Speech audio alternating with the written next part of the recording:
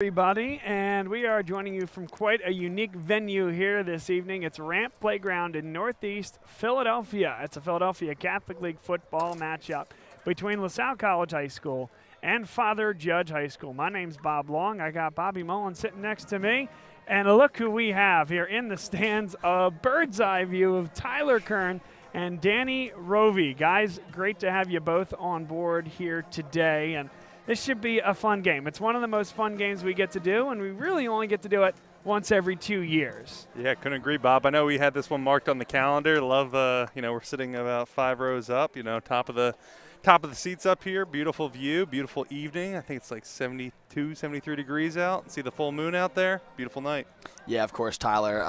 Like we said, Bob, in the pregame Instagram video, always a blessing to be here amongst the people at the Ramp Playground here. I'm situated around 7 yards from the red zone, so definitely a bird's eye view to say the absolute least. And we have a great matchup on tap for today. Two teams with the identical record in the red division. A lot on the line here in this one in Northeast Philadelphia. Yeah, you take a look here at center of the field. They're going to do the coin toss. LaSalle's alma mater is being played in the background here. And, this is a game, fun aside, being here and in this vantage point for us. It's a big game for LaSalle. The winner of this game here today is going to face the other. Well, we know that's happening next week, but where will the game be played?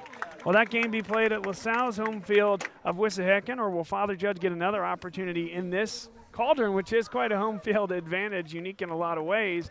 It'll be a District 12 quarterfinal matchup, and the winner of that one has the distinct pleasure to play St. Joe's Prep in the district semis, what used to be the Philadelphia Catholic League Championship, now a regular season award, as we've talked about in the past. But a lot at stake here tonight.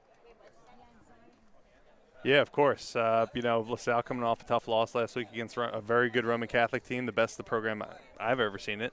Father Judge struggling a bit all year. Their senior night, big wins for each team here, so a lot at stake. Yeah, absolutely, Tyler. And to add on from that, LaSalle has not had a win on the road yet. As we know, Week 1, North Penn was theoretically a LaSalle home game. They went in to Lansdale and got the W there, but they have not had an official road win on the year yet. They are 0-3 in that light of their schedule. So nevertheless, another storyline brewing for this one. Father Judge ranked the 80th team in the state of Pennsylvania. LaSalle, the 16th. Even with that tough loss against Roman Catholic, these guys are still looked at as one of the best teams in the state of Pennsylvania. We'll take a quick break and come back for kickoff here on Bob Long Sports. Dunphy Ford is Mayfair's neighborhood Ford store. Nobody knows your neighborhood like Dunphy Ford. Nearly 40 years. Right here on Frankfort Avenue. Generation after generation. Our neighbors continue to be our customers. We have access to the cars and trucks you want with financing you need. Dunphy Ford is Northeast Philly's first choice for America's #1 brand. 7700 Frankfort Avenue in Mayfair. Online at www.dunphyford.com. Come experience the Dunphy difference. You'll be glad you did. My name is Patrick Donahue, a franchise consultant with FranChoice, the premier network of franchise consultants in America. FranChoice is a company that helps people find a franchise business that's the perfect fit for them. We work with the people who want to own a business but don't really know how to find one that's both a top-notch opportunity and a great match. We specialize in franchise opportunities with the following 3 characteristics: low investment, high margin, and rapid break-evens. The best thing about our service is that it's free to the public. We're paid by franchise companies for this service. The process is simple. First, we do an introduction. Then the candidate provides me with information. We have a consultation based on that information, and we build what's called the model. Once we have that model, we'll share that with 3 great opportunities that match your criteria. I will follow up with you through the entire process. Obviously, the best opportunities fit the criteria mentioned above, and the right way to find those opportunities is to spend some time with the people who work with the very best franchise companies looking to expand in your local area. I'm humbled by your consideration, and I look forward to speaking with you soon.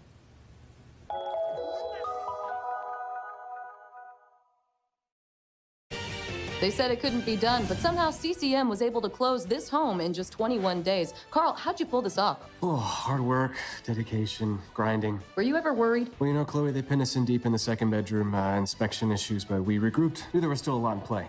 Well, I'm sure the Franklins were pleasantly surprised. We got a good organization here. A lot to look forward to.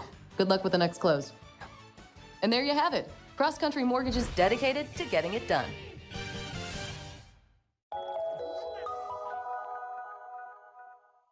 So, it's time for your business to renew your lease. Or perhaps you're right-sizing or relocating.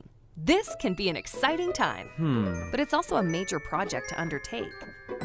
Hundreds of decisions to make, some of which may impact your business for the next decade. You know you need an expert on your side.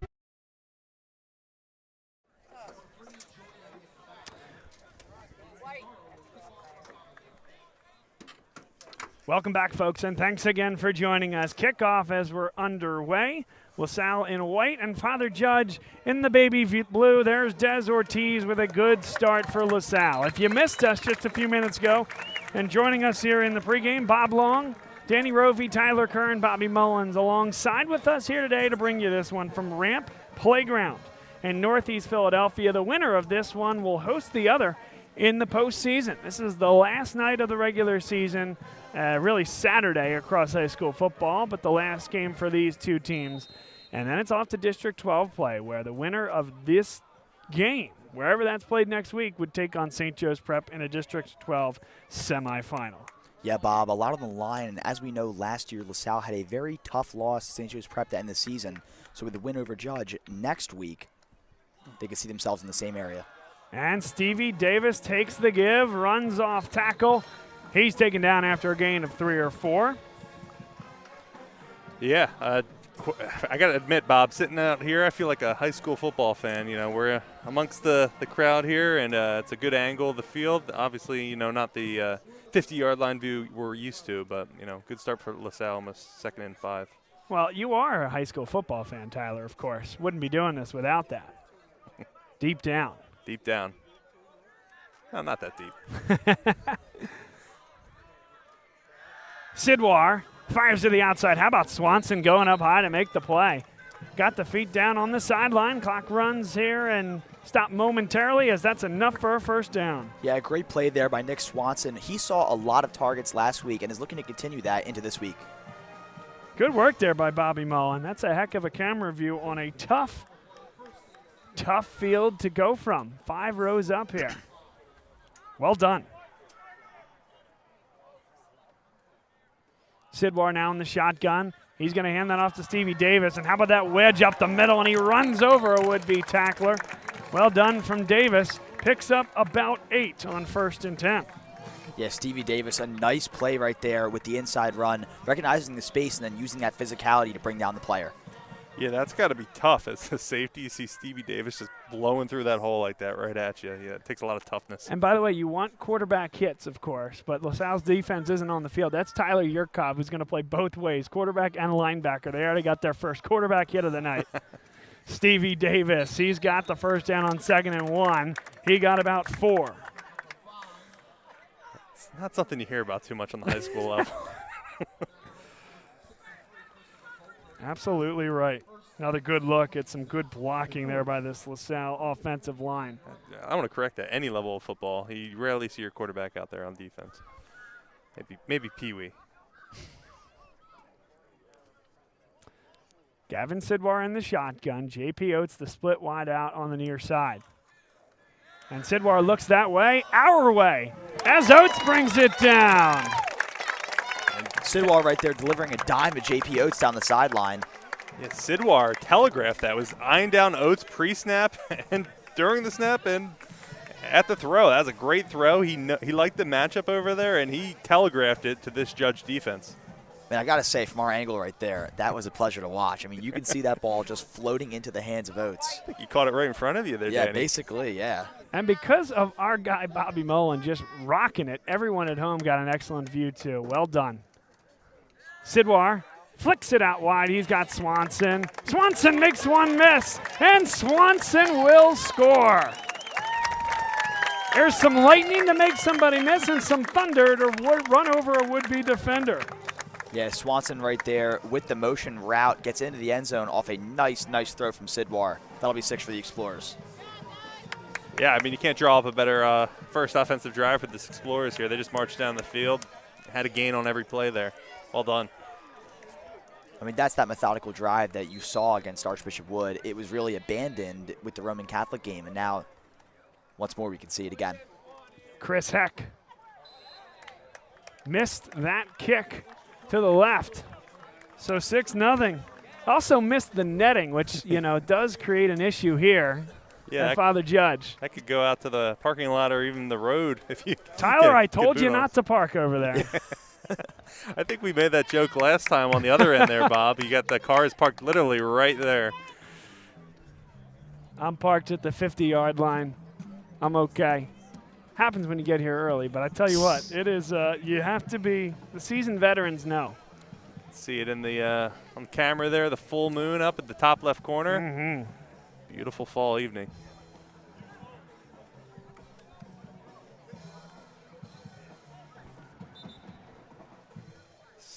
Feels like the first or second game of the season, not the last. Yeah, exactly. Weather. I mean, like I said on a previous broadcast, I'm not exactly a meteorologist, but I can tell you it's a late summer night here in Northeast Philadelphia with a late summer sunset to pair. So Heck will boot this one on a couple of hops, recovered at the 15. Here's Eric Smith. It's his senior night here today. We'll see a lot of him. Took a big lick out to the 30-yard line. 1st and 10 for Father Judge. Danny, tell us a little bit about this Father Judge offense. Yeah, definitely. So this Father Judge offense is very high-powered, and it all comes through the running back Eric Smith right there off the return. He was first-team All-Catholic last year. Just a complete specimen, an absolute beast here for this Crusader team. That's also complemented by their All-Catholic wide receiver, Nymir Appling. You can see him number 1 towards our side of the field. A great player, very shifty, and able to create a lot of space off the route. Then, of course, like we talked about previously, it's all ran through Tyler Yurkov. Great deep ball, but he can also run when needed. Smith in the backfield along with Yurkov. 3-step drop, flips it over the middle. That's a good-looking play. Father Judge all the way out to midfield and then some. Number 16, Gavin Hutz, the sophomore receiver. Yeah, Hutz, definitely not the biggest build right there, 5'8", 150, but able to use that to his advantage right there, as we can see that elusiveness getting through the middle. Yeah, good pressure from that Explorers defensive line there, but when you're throwing out the ball after maybe a second of holding it, that's a great design play.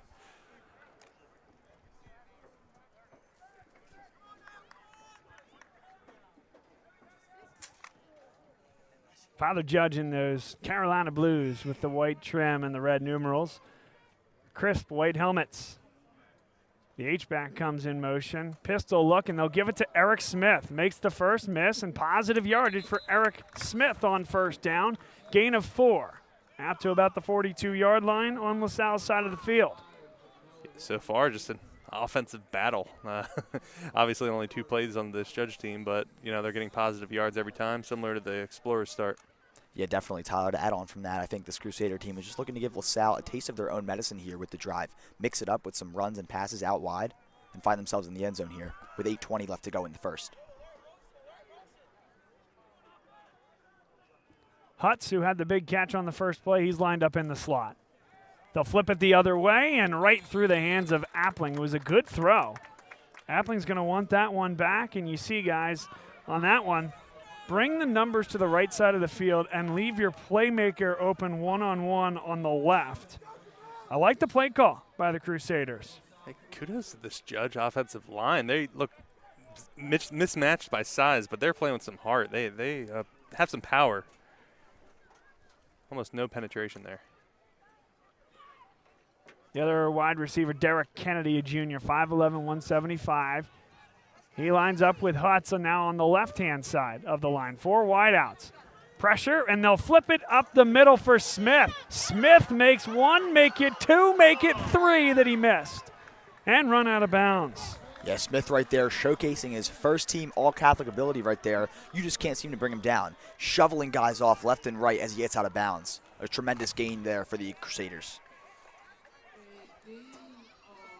Really good look there at the moves of Eric Smith. Danny, you talked about him as a first-team All-Catholic guy. Respectfully, I mean, with the year that Judge had last year, difficult to do. He was everywhere for them last year, took so many carries, and had a tremendous year. Yeah, of course, Bob. We were talking about that before the game. Definitely an all-purpose guy here. And he's been that way for the past couple of years. Not too much that time on first down. May have gotten past the original line of scrimmage for a couple of yards. We're ticking under 7 minutes and 45 seconds to play here in the first. LaSalle, an opening touchdown on 4 or 5 plays. A missed point after leaves us at 6-0. And Father Judge moving down the field inside the red zone.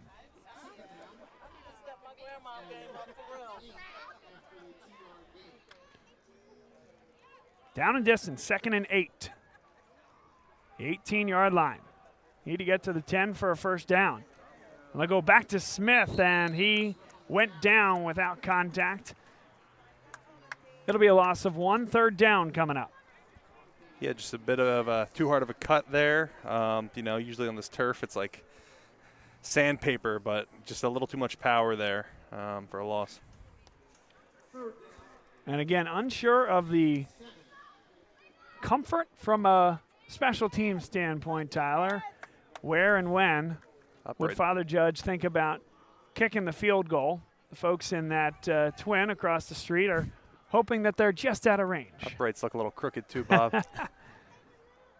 Yurkov flips it out wide, and it's a flip back for Eric Smith. LaSalle all over it. Mason Lang comes in and makes the play.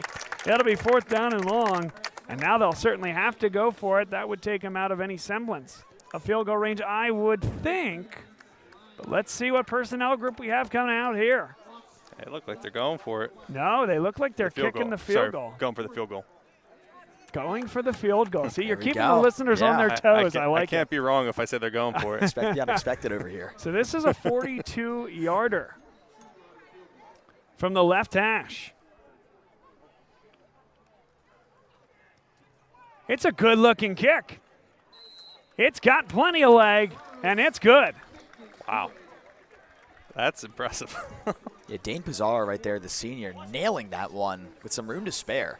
That's hard to do, and Tyler, you alluded to those crooked uprights right there. Yeah. Maybe get some extra points on that one. Yeah, if you're kicking it to the left, it helps you a bit. If you're to the right, you have a little less to work with. Regardless, the Crusaders will get on the board here and cut this Explorers lead in half. That's a big-time kicker right there. 6-3 your score with 5:54 to go in the first quarter. Yeah, I don't think you can ask for much more at the high school level. Wow. That is not a guaranteed kick even in the pros. Well, my guess then is that this one may find its way into the end zone for a touchback. Deductive reasoning here. Let's see what Pizarro can do. Didn't the first time. That one is pounded, and again, will come up a little bit short. So, room for Des Ortiz. A flag comes in as Ortiz takes off. He's got one to beat, and Pizarro made the play. I feel like he just didn't want to run all the way to the end zone. He saw that flag come out, probably knew it was coming back. Decided to run right at the kicker. Here's Pizarro, though, coming in and making a play. Again, we expect this one to come back. There's the holding call. First flag of the game there. It's a good learning opportunity there for Father Judge, both from a coverage standpoint, what can they do better, but are there other ways to kick that rather than sending that high into the air? Can you squib it? Can you pooch it? We saw 2 years ago Stevie Davis took one back in special teams when he was returning kicks.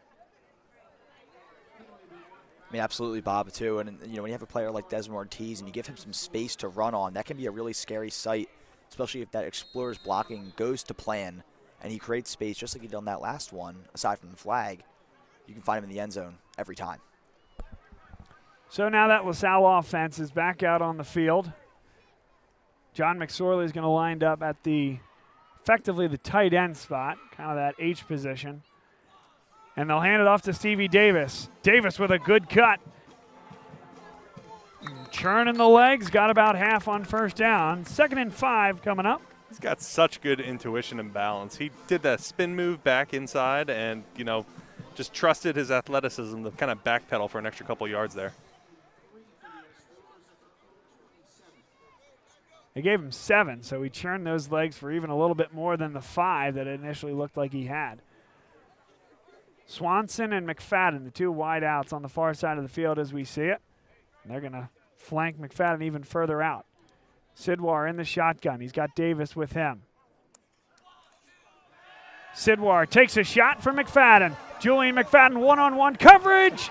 50-50 ball. Who came up with it? We got no call yet. Reminds me of that Packers Seahawks game a few years ago. Up for grabs is the Yeah. understatement. What do we have? There's no call. LaSalle's walking back to the line of scrimmage. I don't know how that's the call. Yeah. It's an ineligible receiver downfield. That's how. Does that blow the play dead? I don't think so. No, so it didn't blow it dead, but So they're saying that LaSalle came up with the ball there. Absolutely right. They must have said that McFadden had the football. I'm not so sure about that. That was definitely a judgment call to say the least. And then LaSalle definitely a little bit grateful to have that illegal receiver downfield there. Get a chance at another one here. What a play. I don't know if that was Kennedy there, who that was on the defensive backside. An incredible effort. 2nd down and 9. Across the middle, there they go.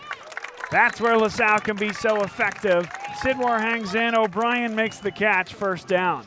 Yeah, O'Brien right there, one of the best playmakers for this Explorers team. You didn't see a lot of him against Roman Catholic. Definitely not ideal for the Explorers. You need to utilize him as one of the best athletic weapons here that you've had in this program for a very long time. J.P. Oates lined up on the near side, 2 wide outs to the far side. Davis in the backfield with Sidwar. Good protection now. Sidwar moves to his right. Little wheel route, and Sutter couldn't quite get his head turned around in time.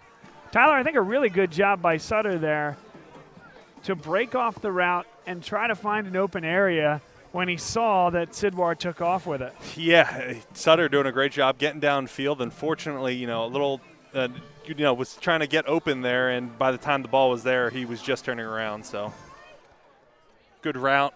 Unfortunately, unable to get his eyes on the ball, though.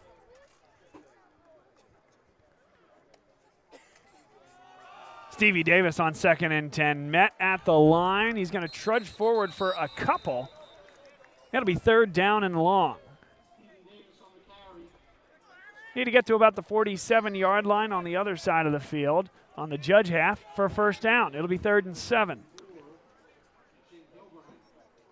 Yeah, it's kind of weird to me that they're almost at the 50 based off where we're at. I was like, man, they got a long way to go, but they're almost in Judge territory, as you alluded to there, Bob.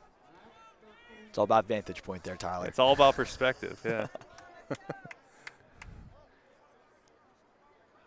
Julian McFadden lined up in the slot. Hasn't done a ton of that this year. This could be interesting. Maybe a route designed for him. It sure is. Quick out there. They ran Oates on the streak, and they cut McFadden to the sideline, hoping that they'd get the defenders confused. Candidly, it's a pretty good defensive play from Father Judge. They were right on him there, but McFadden was really strong with his hands to make the play. Yeah, initially the line judge over there was past the 1st down marker. So it's 4th down and 1. Father Judge defends in that zone coverage right to the 1st down marker and drove back McFadden. Well, brotherly shove in Northeast Philadelphia. It's an I formation. Last week they went to the fullback dive in this formation, and they'll do it again. But I don't think you got it. Father Judge stands up defensively. And the 4th and 1 goes begging for LaSalle. Yeah, McSorley right there met with a lot of Crusaders on him and lit up, bringing that one back here. Switching downs. This one just got interesting. Yeah, just a lot of power in the middle of that line there. Explorers unable to get a push. Looked like Sean Broderick, number 55, was in on that as well. Just, great effort by Father Judge. Broderick, a big-time player, and Danny, you talked about him a good bit before we got on the air here today. Yeah, definitely a great player here, a dependable guy, just a lunch pail player, first guy in, last guy out. Just committed to Long Island University recently before this season, and looking to do big things over there in the Empire State. On the slant, wide open is Appling, makes the first one miss. And he got to the second level. It's a first down for Father Judge. Needed 10 and got 11. Another look, that's an RPO, and Mason Lang was the linebacker. They were reading him. When he came off the edge there, you're going to hand it off, or do you see something at the second level there? So he aborts that linebacker position. The slant comes in behind him. It's a great read by Yurkov.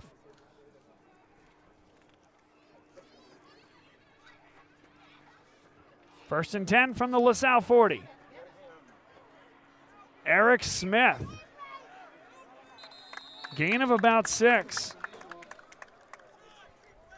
Yeah, I mean, Eric Smith right there with a tremendous gain. I mean, that's exactly what you need. You can see the hesitation in the run, kind of recognizes the space and then takes advantage of that. I love that. Running off 2 feet with some patience. A little Le'Veon Bell. Yeah, definitely.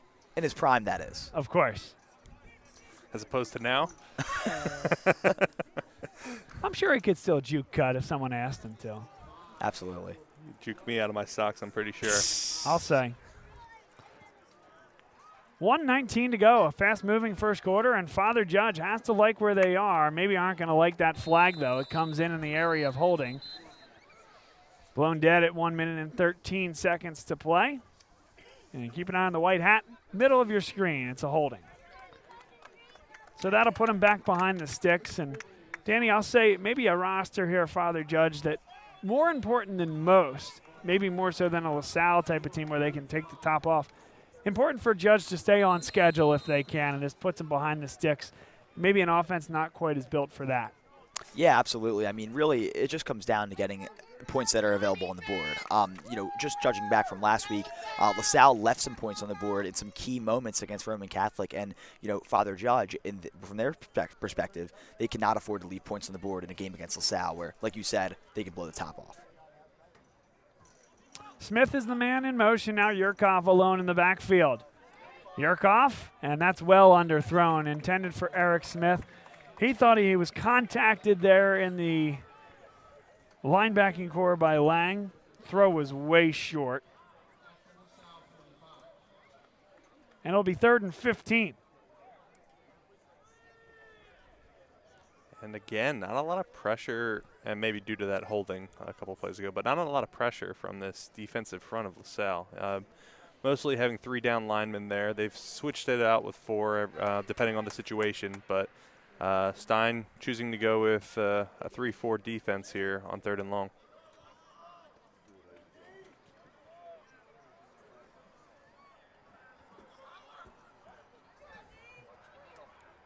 Four wide is Yurkov. Straight back. He steps up well in the pocket and ran into his own lineman, stymied his progress. It's a gain of 4. But LaSalle defense, they're going to get off the field. It's 4th and 12. Yeah, LaSalle defense right there creating a lot of pressure around Yurkov. I'm sure that was in the game plan. He's a guy who can take it out of the pocket with ease and then march down that side of the field. So definitely important to limit the amount of options he has. Kieran Campbell did a nice job. He's done it a couple times, Tyler. Playing your position, by the way, getting off the edge there and getting into the backfield. It's Yurkov, because that's his blind side, kind of recognizing that and stepping up when his left tackle gets beat. Yeah, that's usually a great job by any D-end. Usually you force them up the middle into your defensive tackle there, and that's kind of what happened. Got cold feet, tried to go for the run, and wasn't able to get it. And I don't think they have a 58-yard field goal on them. I don't know. We'll see. Hey, we didn't think it was coming last time. Heck of a kicker, though, no doubt about it, Dane Pizarro. This portion of today's contest is brought to you by the Great American Pub. We're really appreciative of them. Great to have them as a sponsor here with 3 locations in the Philadelphia area. They're great for your next party, dinner, or otherwise social event. Run by Chuck Hempshire, a good friend of ours, good friend of the program. His son went to LaSalle and played a whole bunch of sports. Very involved and really good to have him in the Bob Long Sports and the LaSalle Athletics family. So if you're looking for that next time to go out and have a nice dinner with your wife or husband, or go out with the family, or go out for some drinks with friends, think of the Great American Pub and tell them that Bob Long Sports sent you. Yeah, great night at that rooftop bar. Oh, my gosh. Might be the best night of the year out there. Pizarro, also a pretty darn good punter. Punts that towards the corner, and that's going to be just out past the 10. But, Tyler, I think they learned something there. They don't want the returners for LaSalle taking it back the way they did. It was called back with holding last time, but yeah, obviously it's hard to do on the kickoff without a touchback. You can't just kick it out of bounds like on a punt. But, yeah, you're right. And, let's just reflect on last week. There was some great punting we saw. A lot of, coffin corner kicks that, pinned the Explorers back within their own 10. Yeah, and last week we also had punts that went no more than 4 yards as well, total. So definitely some parity on that. I'm trying to focus on the positives here, yeah, Danny. absolutely. But no, you're absolutely right. On both sides, though, on both sides. I know, on both sides, you are right. First down and 10 from the 12-yard line. Sidwar out of the backfield, a wheel route, and Ortiz taken down. Gain of about 5. Good job by Sidwar leaving on Ortiz there so he can catch that in stride. Yeah, of course, and the quick release is so important when you're back this far. Just to get that ball off in a matter of milliseconds is so crucial. And Ortiz will come off the field. Stevie Davis on in his stead. Be really interesting to see. I don't know. They have so many receivers to get on the field, but some sort of 20 personnel as that one is batted down. Good play in the linebacking core. Dominic Bergheyer, the sophomore. It'll be 3rd down and 6.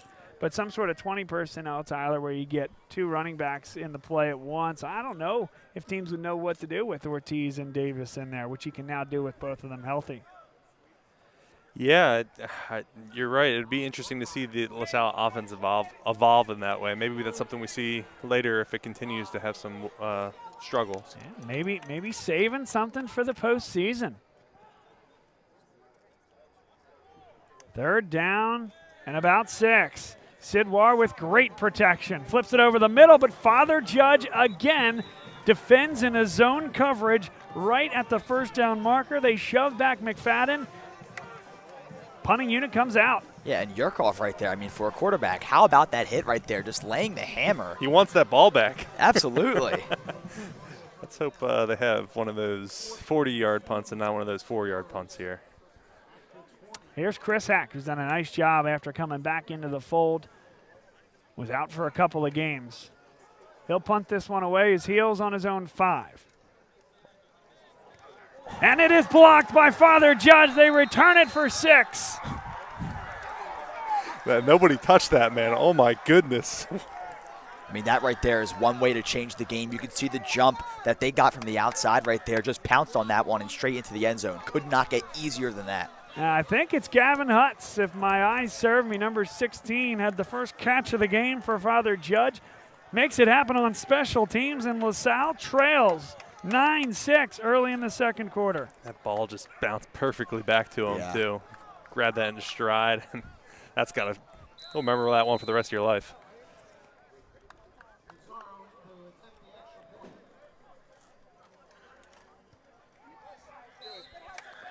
Pizarro. If I didn't know better, I would think he knows where he's kicking. He knows where that net is, and he took something off that one to keep it in the yard. It was like a few feet under that net because it curves under in like a U shape. And you can see on that replay there, that was not full bore for him. We're in his turf. This is his domain here. He's like, oh, okay, 42, 45 yards out. Great, I can't put it over the net onto the front porch of that duplex up there. I'll kick it with all I got. But for an extra point, I don't want to put it in somebody's backyard. This is a ball game here. Unexpectedly, Father Judge up early, 10-6, barely into the 2nd quarter. Well, gut check time here if you're LaSalle. Yeah, without a doubt. And just to speak on Father Judge, a gritty team. They've battled a lot this entire year. Played kind of all over the place, a little bit towards my area, getting closer to, southwestern Montgomery County. They played Springford, actually, in Ocean City. That was a tough loss. They played Pope John Paul as well. 2 PAC schools, another tough loss. So they've battled a lot this year. They had great wins against Conestoga and Tennant, but in the PCL, just searching for that, statement win over a team, like LaSalle that has a similar record for them. So definitely coming into this game with a lot of grit, looking to defend that home turf. Hello, that one's into the end zone. Not a problem there, and LaSalle will start from the 20. Danny, I really liked that Southwest Montgomery County as a point on the map. Now, we know what the Southwest Philly floater is. Can you tell me what the Southwest Montgomery County floater might be? Oh, I couldn't even tell you. I mean, it's such a specific area. I don't even know if we could even constitute it to one play. What type of floaters do they even have? That's a really, really broad question. Tyrone Garland can tell us what the Southwest Philly floater is. That's for sure. A deep cut for LaSalle University fans and basketball fans across the area.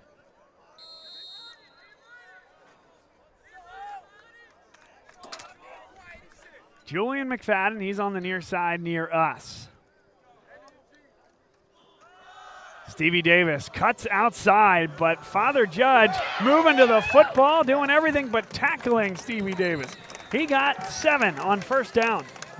We talk about it so many times. Stevie Davis, so hard to tackle right there with that small frame, but he's able to use that physicality to push himself out off the tackle. Yeah, he's got such dirty spin move there and like great balance, just staying on his feet and, look like a tackle for nothing to a 6, 7, 8 yard gain. Yurkoff's tackle count, though, going way up here today. He was the one that ended up making the play in the secondary.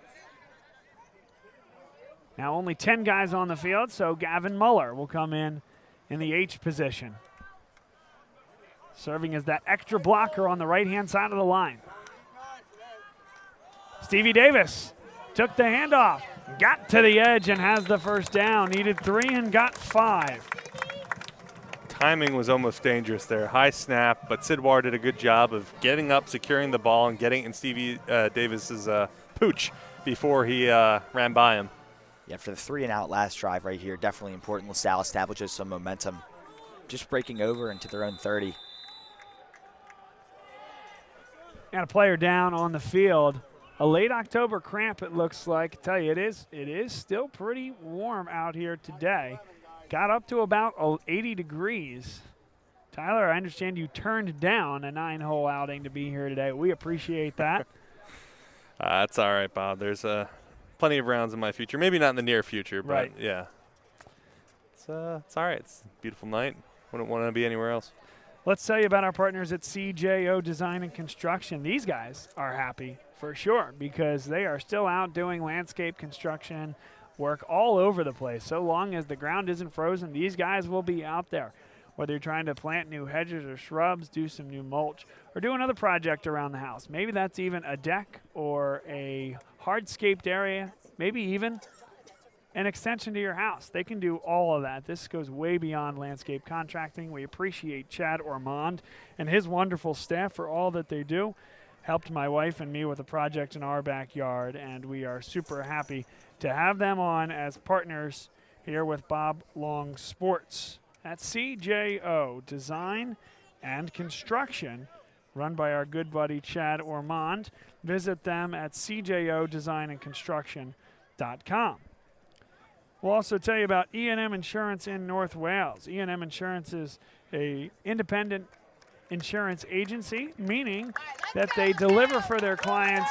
They are unaffiliated with anybody in particular. They're going to make sure you get the best coverage at the best rates. Maybe you have a youthful age child in the LaSalle community or otherwise who is about to become a driver. You can go visit eandminsurance.com or give them a call to find out more information. Home, renters, and auto insurance, E&M Insurance can do it all for you. We appreciate their sponsorship of Bob Long Sports and LaSalle Athletics. First down and 10. Play action, and Sidwar flips that one over the middle. Soft part of the zone. Julian McFadden steps out of bounds after a gain of 13. Yeah, not many players around McFadden right there. Great play by design, one which will move the sticks here for the Explorers. And again, keep an eye on these defenders when they have their eyes in the backfield versus their eyes turned away from the backfield and following their man. That's when you know it's a zone. Judge playing a soft zone here. 9:03 and ticking. Sidwar will go for it all. J.P. Oates, the intended receiver. There was contact. Oh, I can't believe that's not a flag. Yeah, a lot of contact right there. Physical the entire route. No laundry to be seen anywhere on the field, however. And Maybe they're saying Judge played the ball there, but a large shove there. Yeah, that was really tough right there. I mean, the ball wasn't exactly. I know I got a better look at these replays than you guys, just given kind of where we are. I don't hate the call. The Judge guy was certainly going to the football. LaSalle's receiver had kind of undercut the route there. It would have been tough play. I understand why LaSalle wants the call, no doubt about it, but tough play. 2nd and 10. Stevie Davis off tackle, trying to get to the edge, but Father Judge strings him out, and off comes the helmet. That'll blow the play dead immediately. Dominic Bergheier's helmet came off as well. 2 helmets off one play.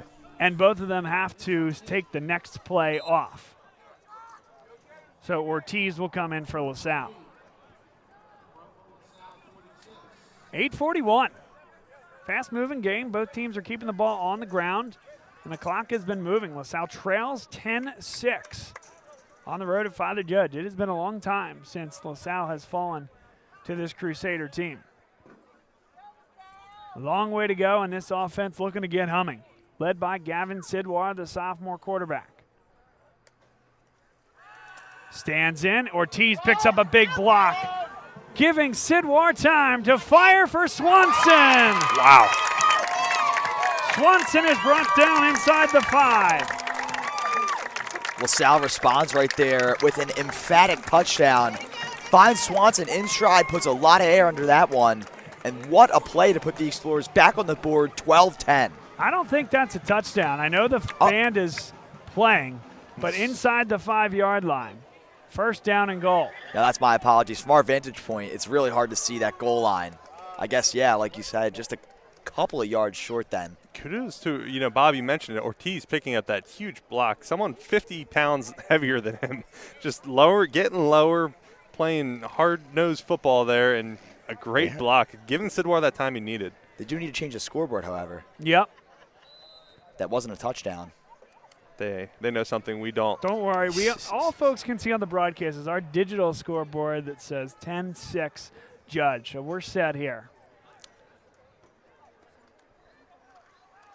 Sidwar, lob to that corner. It's brought down. Touchdown. How about the first catch of the year for the big man, Grayson McHugh? Normally plays defensive end, wants to be a tight end. He dropped one last week. Little vindication. Go up high and make somebody guard 6'8". That was a touchdown, actually. Yeah, so they were going for 2 there. Oh. So the band was correct, Bob. And guess who wasn't correct? I was about to say, you get the most realistic experience watching on Bob Long Sports, but no. Scoreboard was accurate. Yeah, there you go. Kudos to Danny for picking up on that. Well, I thought I saw the sideline referee signal. It's definitely a tough call, though, especially from this vantage point, at least we're watching the game. So Swanson for 6, and Grayson McHugh for 2, and it's 14-10 LaSalle. And that's a live football. Father Judge is going to pick it up, and they're going to be stuck way back in their own end. What a job by LaSalle special teams. A little flip of momentum. And again, I'm going to focus on that Des Ortiz block as the thing that unleashed it all. Yeah, I mean, you could tell LaSalle wanted that deep ball. They wanted that spark to start this, just get this football game moving a bit. And, they gave it multiple attempts. And finally, thanks to Des Ortiz and Gavin Sidwar just throwing it up there, that's the spark this team needed.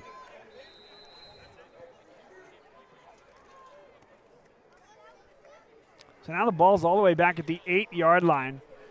Father Judge has to go all the way down the field here. Second quarter action.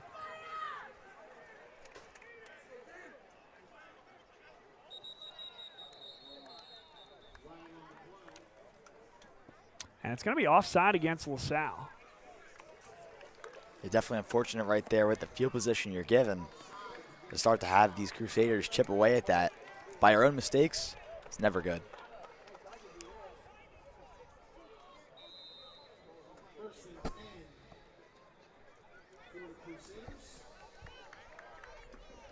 Day turns to night. It is a full moon here this evening. Great view. We'll get you a look at that over the course of the contest here.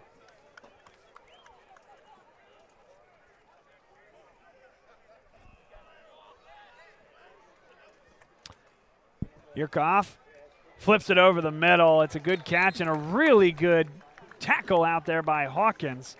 Prevented what could have been a long, very long gain, if not a touchdown run. He was the only guy over there to make that play. Yeah, and Hutt's right there. Great hands to bring that one in with the contest given by Hawkins. I mean, Hawkins definitely one of the most physical cornerbacks what we've seen on this LaSalle team. I mean, definitely a case of heart over height here. You're 5'7", 140 pound, if that's accurate. Most physical cornerback. Yeah, wow. Hawkins definitely plays like a bulldog out there. I really liked how he played in Roman Catholic last week. He played with a lot of heart. First down and 10 at the 23. Eric Smith stood up at the line and turns the legs forward to get 1 yard on first down. But LaSalle's defense up to task. Definitely a key here for the Explorers. I'm sure that was touched on all practice long, was finding a way to neutralize someone like Eric Smith. Yeah, Judge run game has been pretty quiet from my memory here, but, you know, got to keep the Explorers defense honest. Ended up being Dylan Clare, the middle linebacker, to make the stop. They gave him 2 on the play, 2nd and 8. An important drive here for Father Judge. They received the football to start the second half when the time comes, which feels like a long ways away, but some sustained drives from both offenses thus far. May limit the number of possessions that both teams have left here. Yurkoff goes deep into double coverage, and O'Brien nearly a circus one-hand catch. But really good coverage, and Yurkoff probably an ill-advised shot there to an undersized receiver in double coverage. Yeah, of course. You know, I want to give kudos again to this Judge front. They're giving their, you know, so much time for that pass, but I got to give the same kudos to this Explorer secondary. They look really good out there. I think they have a bit of a size advantage, barring Hawkins, and yeah, just a really good effort from both sides. Yeah, and O'Brien and Filippo right there in the right place just a little bit at the wrong time. You know, that tip-up could easily be caught if Filippo was just a couple feet inward on O'Brien.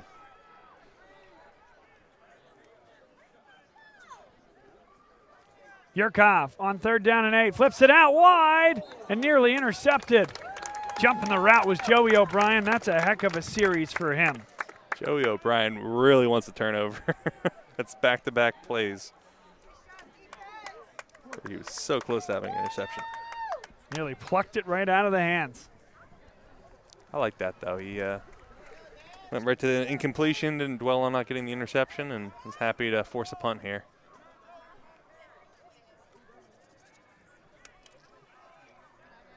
Now Dane Pizarro will punt this one away.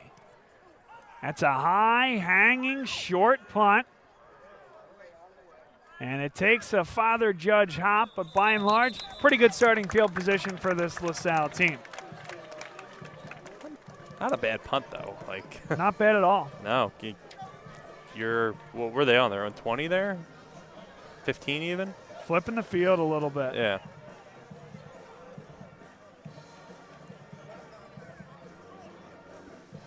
This portion of today's game brought to you by Next Play Basketball, our newest partners here on Bob Long Sports. Appreciate them. They're an AAU basketball organization with teams from 3rd to 12th grade, boys and girls. Find out more on their Facebook page. Next Play Basketball, very robust. They got clinics coming up, tryouts, lots of teams that can make you a better player, whether for junior high, high school, or the college level. Visit them on Facebook, Next Play Basketball, and we really appreciate their sponsorship. Tell them that Bob Long Sports sent you. Stevie Davis, patient, and now turns on the jets, churns the legs for a gain of 3. Yeah, like Stevie basically letting that block develop looked like, from my perspective, him kind of just walking into the hole there. Obviously an athletic walk, you know, staying balanced, but a walk nonetheless. But then he turns on the power. So a lot of time left here for the LaSalle Explorers offense to do something here. 5:38 and ticking.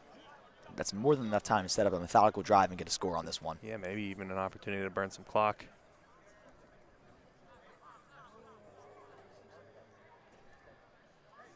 Second down and 7. McFadden is the lone receiver on the near side. Matt Hess, the OC, bottom of your screen, calling out the signals. Davis, they saw something they liked there. They ran him off tackle. And Stevie Davis deep into Crusader territory. Stevie Davis right there. The acceleration is second to none. Finds his way down the hash mark, like you said, Bob, and a tremendous gain there for the Explorers. Great pickup. You see on this replay here, 3 linebackers on this right-hand side of the line.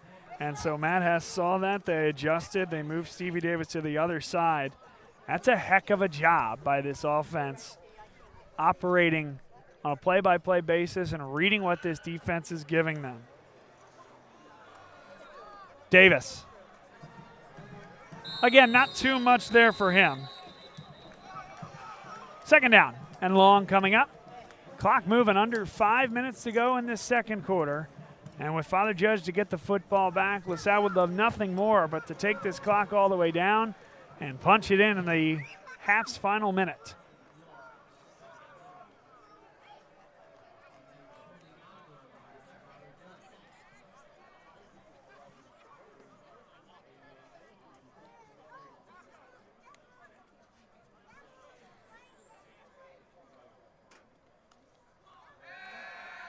Sidwar, good protection again. Over the middle, it's a post pattern, and it's a touchdown. Julian McFadden. Well, Bobby, got to ask the question, why not score now right there? When Julian McFadden's across the middle, it's just so hard to pass up on that opportunity. Yeah, you just have to get that feeling Bobby mentioned. Changing calls at the line of scrimmage there. LaSalle just kind of outcoached Judge on this drive. Did a great job of, identifying the Father Judge defense and finding that weakness.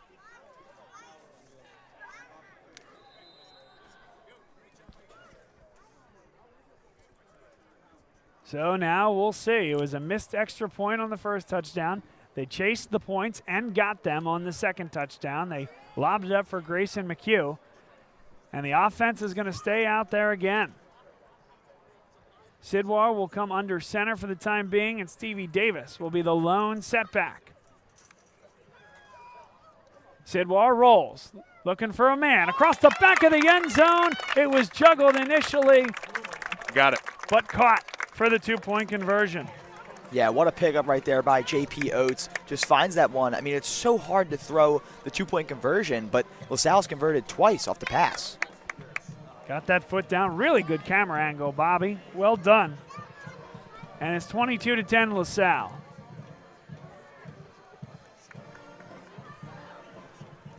This is a little more what you expect from this LaSalle team.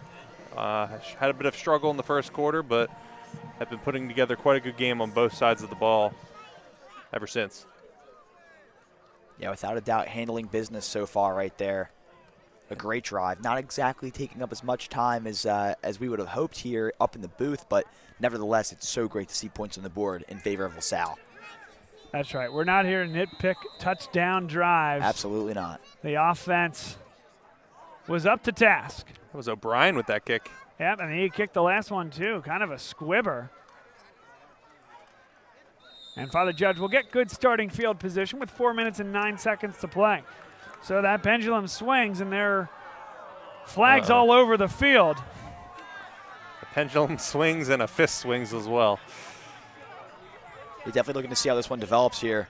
A lot of players held off as this one starts to break up a little bit. But, I mean, you had around a good 20 guys in that mix, maybe more. A great look at Jack Luther, who was 15 yards, 20 yards outside the play with his helmet off. Hands to the sky, palms to the sky as to say, what are we doing here, guys? But it's all been dispersed. I mean, one thing about these Red Division rivalries is that there are moments in the game where they can get heated, no question. We saw a similar thing happen between Wood and LaSalle 2 weeks ago as the referees decide. Offsetting. Yeah, offsetting penalties here.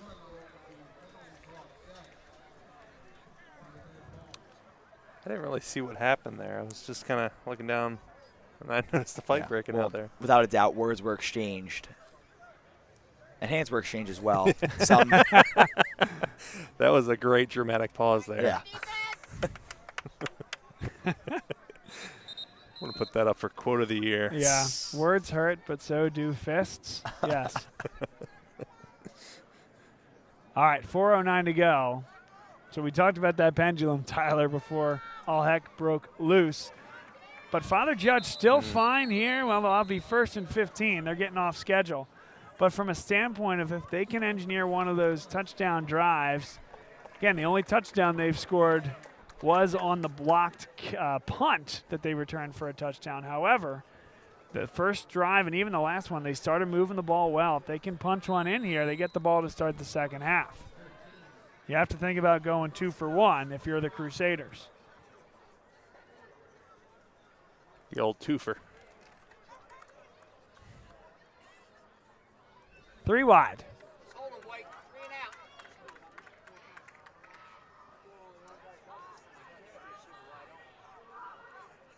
Yurkoff in the backfield. Again on that RPO, he throws the slant. LaSalle all over him. Hiley got the second set of hands on him. Taken down, though, by the cover corner. Nice job on the play by Hawkins. Yeah, Appling hasn't had too many targets so far in this game. But a big pickup there for Father Judge as they look to extend this drive. O'Brien and Hawkins, you got to like this group of cornerbacks for LaSalle. Obviously a huge loss with Kelby Hampton. You can't replace him for everything he's able to do and the tremendous athlete and teammate that he is. Hawkins has come in alongside O'Brien and done a great job this year providing that second set of hands out there in the defensive backfield. Another flag will push back Father Judge. 3:33 to go, second quarter. Instead of having a first down, you're looking at 2nd and 10 with 2 false starts there after a 10-yard gain. Yeah, exactly, and they're making the right moves on the field. It just is, a lack of discipline setting them back. And maybe a little antsy trying to get the jump on the defense can give you a huge advantage. Or a huge disadvantage if you jump too early. Absolutely.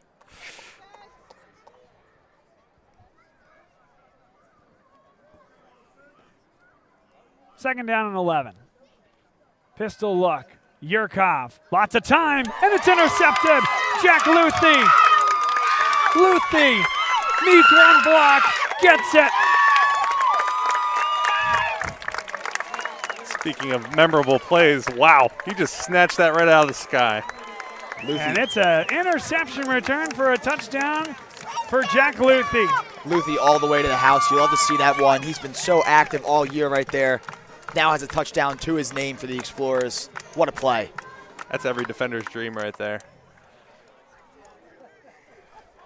And this game's been turned on its head. He made a pretty pro move there as well. He let that block develop instead of trying to burst through the tackle, and it paid dividends, giving him 6. And now LaSalle throwing us all types of confusing signals. Here comes the extra point attempt, and it's Stevie Davis. Last time Stevie Davis attempted an extra point was in the Calvert Hall game, was dinged up in that game. We have not seen him in this role since. It's so good to see him back, tacking on the PATs. And I think he's got that window right over top of the front door of that duplex. I think that's his aim point. Nice light right there, too. Yeah. Good focal point. Listen, you're a golfer, Tyler. You pick a point, a very specific target. In this specific case, he might be able to knock that window right out if he really muscles this one out there. A lot of insurance guys, but is he liable for that? You got to call E&M Insurance, folks, to find out more. Let's see. It's up and out of here. Glad I didn't park there. Thankfully, we have some people up there that are willing to catch that ball. Otherwise, we could see some damages to those cars. I rolled up a little late, but I remember this last time. There's a bunch of people tailgating out there, not entering the game, but they bring their chairs, they bring their food and their drinks, and they have a great time. Tyler, I mean, we can't not talk about our buddies at E&M Insurance after that segue there. What's the insurance impact? Best way to find out is call E&M Insurance. Find out more on the web at eandminsurance.com. Whether you're looking for car insurance for your new driver, your 16 or 17-year-old, maybe for your business, or in this particular case, for a broken window on a Stevie Davis point after attempt, you're going to call Chris Marr, class of 1989, and his wonderful staff at eandminsurance.com. We appreciate their sponsorship. Glad you picked up my cue there, Bob. Sure did. And Father Judge is having trouble with these squib kicks. LaSalle, they've made adjustments offensively, clearly made the adjustments defensively, and special teams where we have another dust-up. Yeah, it looked like there that Broderick just refused to get up off the Explorers special teamer. Yeah, definitely things starting to get chippy in this one as this contest grows more in the favor of LaSalle here.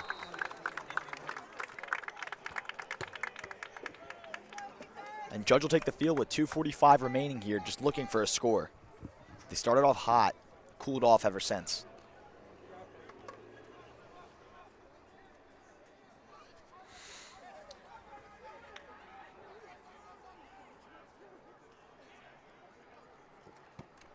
Eric Smith takes the handoff. Kieran Campbell in there on the stop. Claire was in the area. Even Hawkins came up from the defensive secondary. And those big boys on the line, Jamel Williams. Explorers there seem to be predicting run. Had 4 down linemen along with Luthi. And, you know, they just plugged every hole imaginable, making a nice, the linebacker's job there, nice and easy. But for a gain. Father Judge doesn't look to be in any hurry here. 2nd down and 7.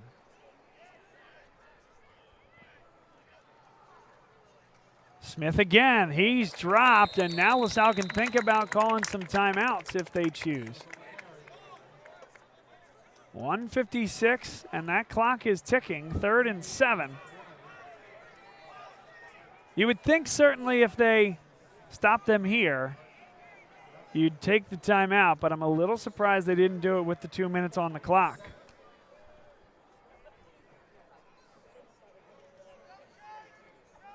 Father Judge in no hurry. Well, they'll take that full 40.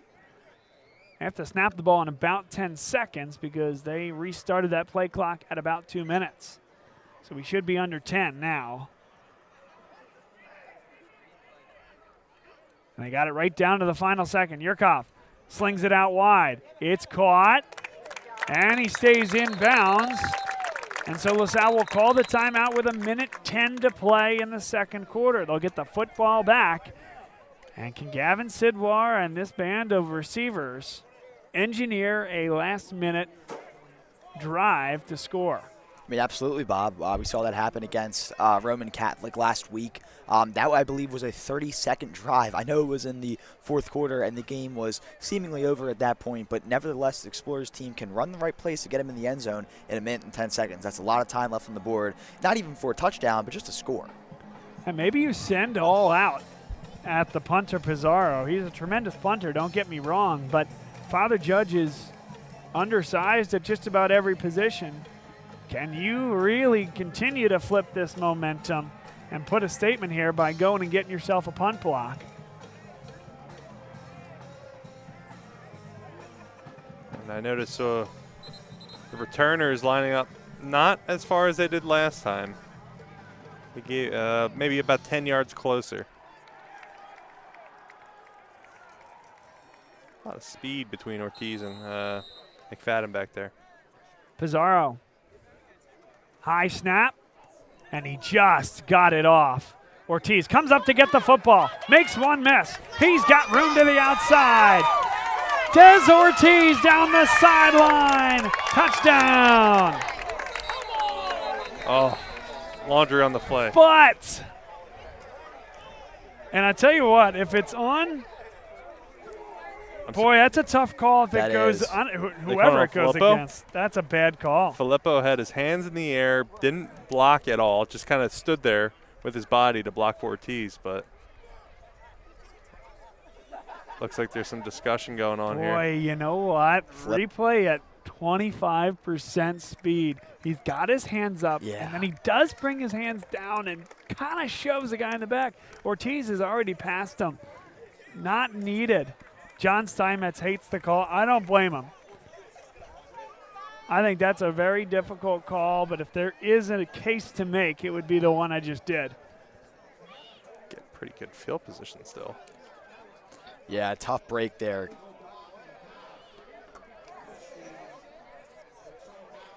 So Still time, 55 seconds to play, 44-yard line on the Judge side of the field. That's where LaSalle's offense will start.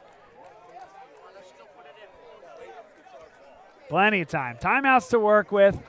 The clock stopping after each first down. You can absolutely work the middle of the field here. Plenty of options from this Matt Hess-led offense. Good experience here for this Explorers offense as well.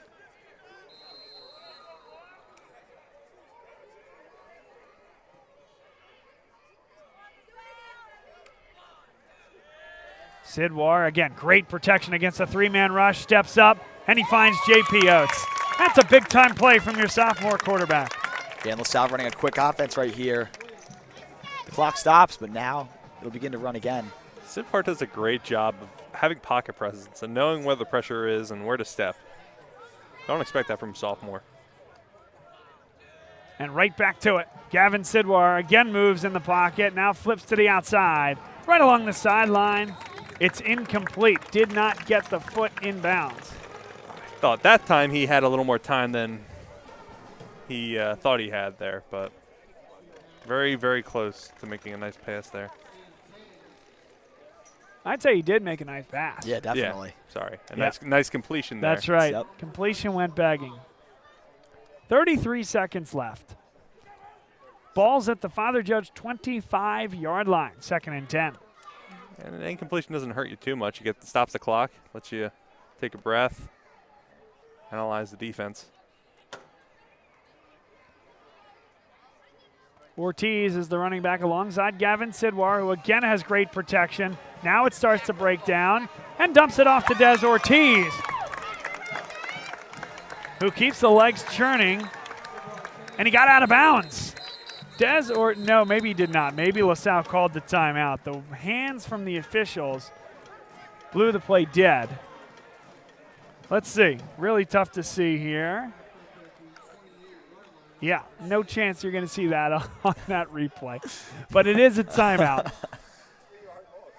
Yeah, a 3-yard loss there. It looked like Ortiz was at least at the line of scrimmage from here, but wow, it's all about perspective, like we said. Yep, time and time again. You know who's doing a great job, and I know we've talked about this already, Bobby Mullen. This camera work is spectacular. Bobby, it's not an easy assignment out here, partner. So it's great to have you, and hope we can keep working with you because you bring a lot to this broadcast team. We couldn't do it without you. Yeah, of course. Well, Bobby Mullen, a professional just in his early years of the WEXP program at LaSalle, a freshman but already doing big things in and outside of the walls of LaSalle. 20 seconds left.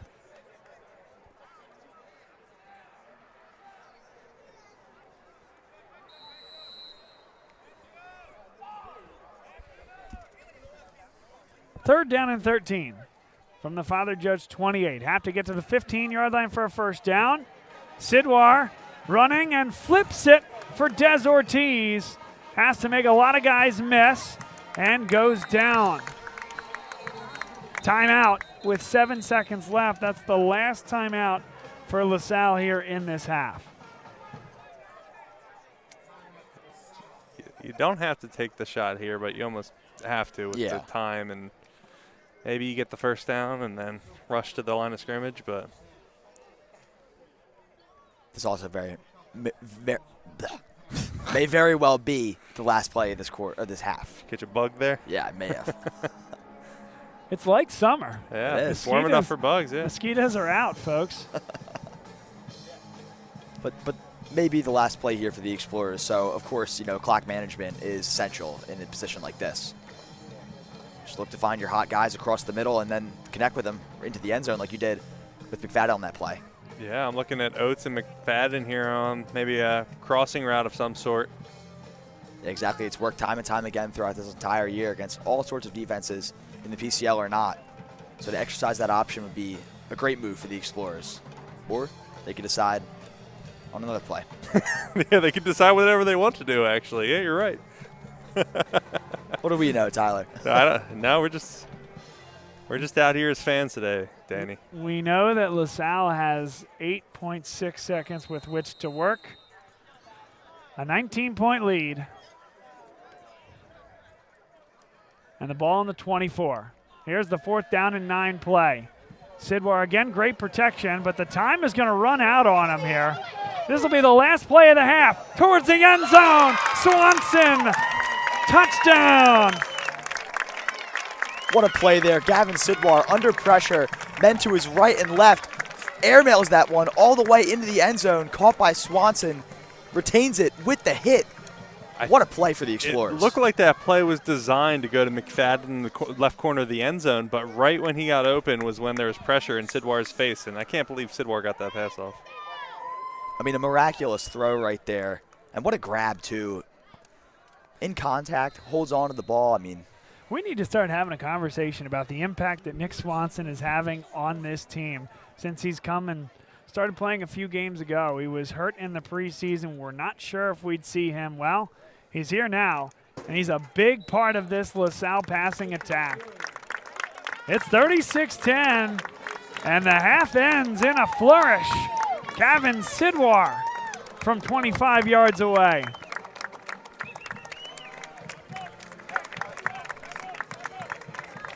What was a 10-6 lead for Father Judge ends with a 30-0 run by LaSalle. 4 touchdowns and 2 two-point conversions in that span. And they control things here at Ramp Playground in Northeast Philadelphia. Our team here today, Tyler Kern, Danny Rovey, and Bobby Mullen on camera. I'm Bob Long. Stay with us. We'll be right back. Dunphy Ford is Mayfair's neighborhood Ford store. Nobody knows your neighborhood like Dunphy Ford. Nearly 40 years. Right here on Frankfurt Avenue. Generation after generation. Our neighbors continue to be our customers. We have access to the cars and trucks you want with financing you need. Dunphy Ford is Northeast Philly's first choice for America's #1 brand. 7700 Frankfurt Avenue in Mayfair. Online at www.dunphyford.com. Come experience the Dunphy difference. You'll be glad you did. My name is Patrick Donahue, a franchise consultant with FranChoice, the premier network of franchise consultants in America. FranChoice is a company that helps people find a franchise business that's the perfect fit for them. We work with the people who want to own a business but don't really know how to find one that's both a top-notch opportunity and a great match. We specialize in franchise opportunities with the following 3 characteristics: low investment, high margin, and rapid break-evens. The best thing about our service is that it's free to the public. We're paid by franchise companies for this service. The process is simple. First, we do an introduction. Then the candidate provides me with information. We have a consultation based on that information, and we build what's called the model. Once we have that model, we'll share that with 3 great opportunities that match your criteria. I will follow up with you through the entire process. Obviously, the best opportunities fit the criteria mentioned above, and the right way to find those opportunities is to spend some time with the people who work with the very best franchise companies looking to expand in your local area. I'm humbled by your consideration, and I look forward to speaking with you soon.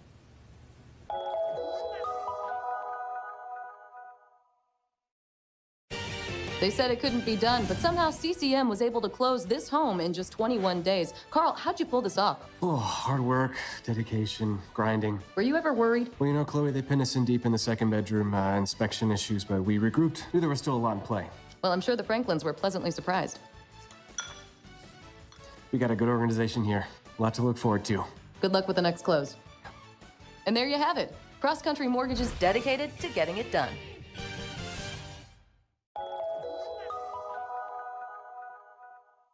So, it's time for your business to renew your lease. Or perhaps you're right-sizing or relocating. This can be an exciting time, but it's also a major project to undertake. Hundreds of decisions to make, some of which may impact your business for the next decade. You know you need an expert on your side from start to finish. What if this expert had no conflicts of interest, no landlords to answer to, and a fiduciary responsibility to work solely in your best interest? Someone who knows the questions to ask, the levers to pull, the pitfalls to avoid. Enter the experts at Gola Corporate Real Estate. They've seen it all over the course of thousands of transactions in dozens of industries. Gola gets it. And what if those experts came with a team? Subject matter experts to manage everything that comes with this process. Space planning and design, relocation planning and budgeting, helping you manage your vendors, construction oversight, all with zero out-of-pocket cost to you. A turnkey experience that adds real value, value that flows right to your bottom line. Gola gets it. We've been partnering with clients like you for over 40 years, and we know what's important: solving problems, creating flexibility, protecting and stretching your dollars. Philadelphia-based with a national presence. Get to know Gola. Gola gets it. When your car needs repairs and you can't wait, Meineke can help. With life's crazy schedule between work and family, you'll love Meineke's same-day service. Call today and Meineke will get your car in today. For new brakes, exhaust repairs, or your check engine light comes on, trust Meineke to do the job right. And families have been coming to Meineke for years because Meineke works on any make or model vehicle. Same-day service, value, and trust. Meineke, doing car care right. Be a part of the biggest live events. The must-see matches. He's gone! The game day celebrations. Experience live sports and entertainment the way they're meant to be seen. With Joe Hand Promotions, the global leader of live entertainment for bars, restaurants, and cinemas. Create unforgettable moments that fans won't want to miss. Keep the food and drinks flowing with watch parties that will bring customers in the door and expand dwell time. And watch as these visitors turn into loyal customers with exclusive content relationships with the nation's largest sports and entertainment providers.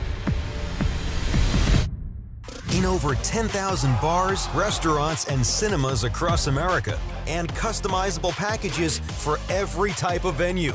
Make your business the place for the next must-see event. Because if fans can't make it to the stadium or arena, your venue is the next best place.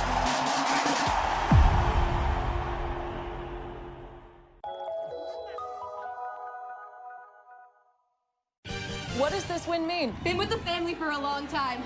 With our team chemistry, it was bound to happen. Just close, baby!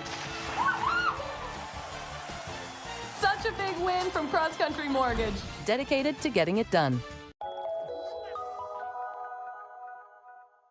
My name is William Ryan, and I'm attending Boston College next year. Salle obviously academically is so strong, and that prepares me for college, prepares me for the next 4 years at Boston College.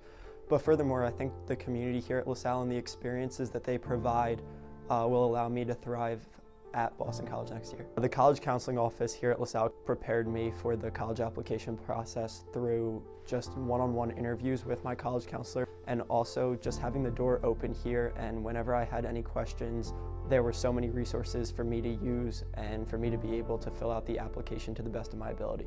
Obviously we have the Choose Your Path motto, but I like to say it's more of a Blaze Your Path motto. On the basketball team, LaSalle gave me an awesome opportunity to help the team in ways that I wouldn't have expected otherwise by putting together scouting reports and stuff like that. And that's what LaSalle offers. It offers every kid to kind of take the initiative and go forth and do what they want, but do it in an individualistic way.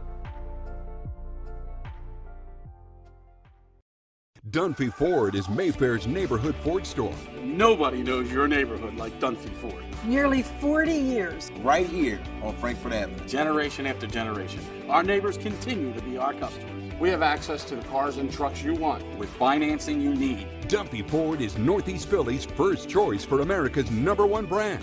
7700 Frankfurt Avenue in Mayfair. Online at www.dunphyford.com. Come experience the Dunphy difference. You'll be glad you did. My name is Patrick Donahue, a franchise consultant with FranChoice, the premier network of franchise consultants in America. FranChoice is a company that helps people find a franchise business that's the perfect fit for them. We work with the people who want to own a business but don't really know how to find one that's both a top-notch opportunity and a great match. We specialize in franchise opportunities with the following 3 characteristics: low investment, high margin, and rapid break-evens. The best thing about our service is that it's free to the public. We're paid by franchise companies for this service. The process is simple. First, we do an introduction. Then the candidate provides me with information. We have a consultation based on that information, and we build what's called the model. Once we have that model, we'll share that with 3 great opportunities that match your criteria. I will follow up with you through the entire process. Obviously, the best opportunities fit the criteria mentioned above, and the right way to find those opportunities is to spend some time with the people who work with the very best franchise companies looking to expand in your local area. I'm humbled by your consideration, and I look forward to speaking with you soon.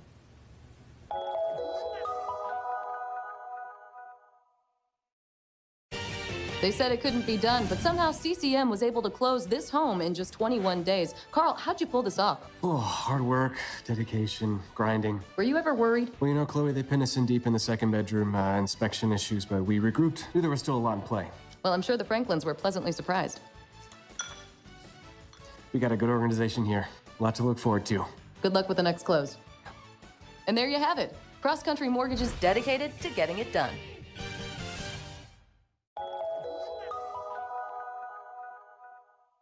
So, it's time for your business to renew your lease. Or perhaps you're right-sizing or relocating. This can be an exciting time, but it's also a major project to undertake. Hundreds of decisions to make, some of which may impact your business for the next decade. You know you need an expert on your side from start to finish. What if this expert had no conflicts of interest, no landlords to answer to, and a fiduciary responsibility to work solely in your best interest? Someone who knows the questions to ask, the levers to pull, the pitfalls to avoid. Enter the experts at Gola Corporate Real Estate. They've seen it all over the course of thousands of transactions in dozens of industries. Gola gets it. And what if those experts came with a team? Subject matter experts to manage everything that comes with this process. Space planning and design, relocation planning and budgeting, helping you manage your vendors, construction oversight, all with zero out-of-pocket cost to you. A turnkey experience that adds real value, value that flows right to your bottom line. Gola gets it. We've been partnering with clients like you for over 40 years, and we know what's important: solving problems, creating flexibility, protecting and stretching your dollars. Philadelphia-based with a national presence. Get to know Gola. Gola gets it. When your car needs repairs and you can't wait, Meineke can help. With life's crazy schedule between work and family, you'll love Meineke's same-day service. Call today and Meineke will get your car in today. For new brakes, exhaust repairs, or your check engine light comes on, trust Meineke to do the job right. And families have been coming to Meineke for years because Meineke works on any make or model vehicle. Same-day service, value, and trust. Meineke, doing car care right. Be a part of the biggest live events. The must-see matches. He scored! The game day celebration. Experience live sports and entertainment the way they're meant to be seen. With Joe Hand Promotions, the global leader of live entertainment for bars, restaurants, and cinemas. Create unforgettable moments that fans won't want to miss. Keep the food and drinks flowing with watch parties that will bring customers in the door and expand dwell time. And watch as these visitors turn into loyal customers with exclusive content relationships with the nation's largest sports and entertainment providers. In over 10,000 bars, restaurants, and cinemas across America, and customizable packages for every type of venue. Make your business the place for the next must-see event.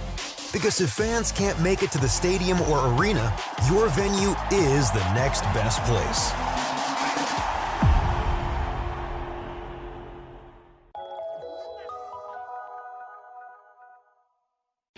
What does this win mean? Been with the family for a long time. With our team chemistry, it was bound to happen. Just close, baby! Such a big win from Cross Country Mortgage, dedicated to getting it done. My name is William Ryan, and I'm attending Boston College next year. LaSalle obviously academically is so strong, and that prepares me for college, prepares me for the next 4 years at Boston College.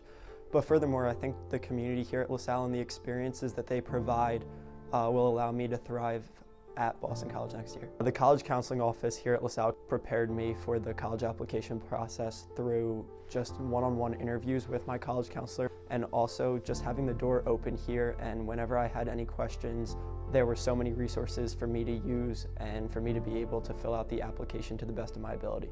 Obviously we have the Choose Your Path motto, but I like to say it's more of a Blaze Your Path motto. On the basketball team, LaSalle gave me an awesome opportunity to help the team in ways that I wouldn't have expected otherwise by putting together scouting reports and stuff like that. And that's what LaSalle offers. It offers every kid to kind of take the initiative and go forth and do what they want, but do it in an individualistic way.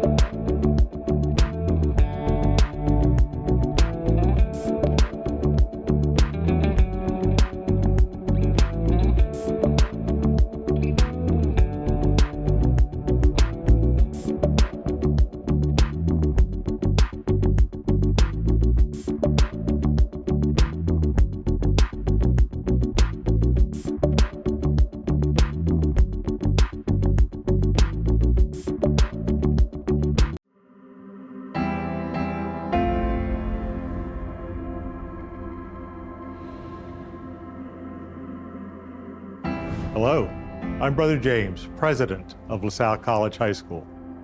We are excited to welcome you as you explore LaSalle. Hi, I'm Andrew Brennan, Student Body President here at LaSalle. Over the next few minutes, you're going to experience LaSalle through an exciting lens and learn about the different paths you can explore.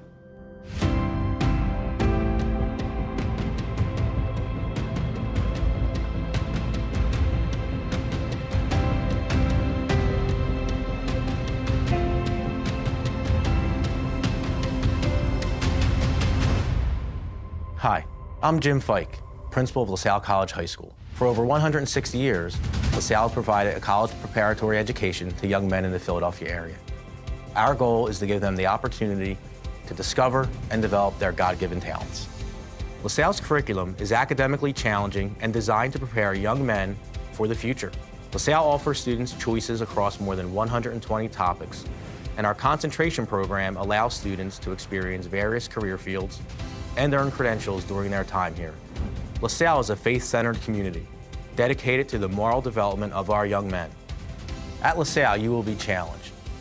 But if you are eager to learn, work hard, and commit to collaborating with others, you will be prepared for the next steps in your journey.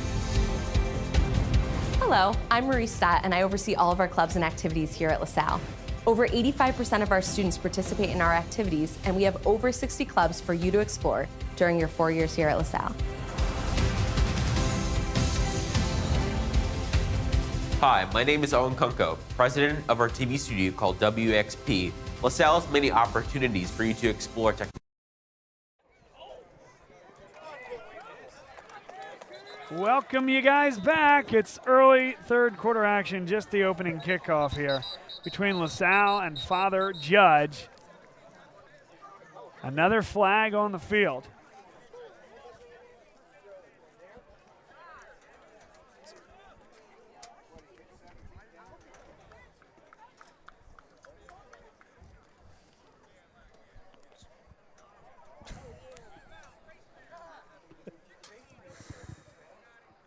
So that was against LaSalle for some extracurriculars. Must have been. It's off the kick by O'Brien here. That was interesting, too, because there was a chance that they'd go for a touchback, and they were just letting it go. Yeah.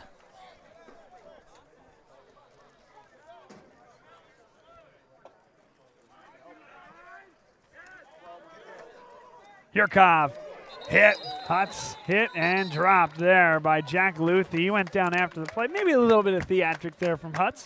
trying to draw the flag after the play.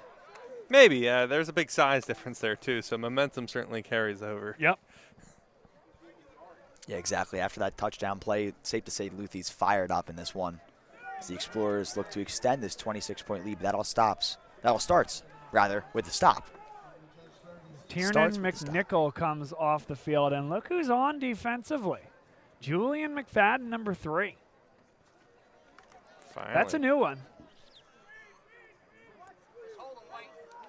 So he's going to come out, and he doesn't really have much of an assignment, honestly. Kind of sitting out in sort of a linebacking core. And they threw the quick out, and it's incomplete, but a flag comes in late. Justin Hawkins in the area might be the culprit. Yeah, and a tough play right there. We know Hawkins, and we know all about his physical ability right there. Just kind of smothering the receiver a little bit, just getting tangled up.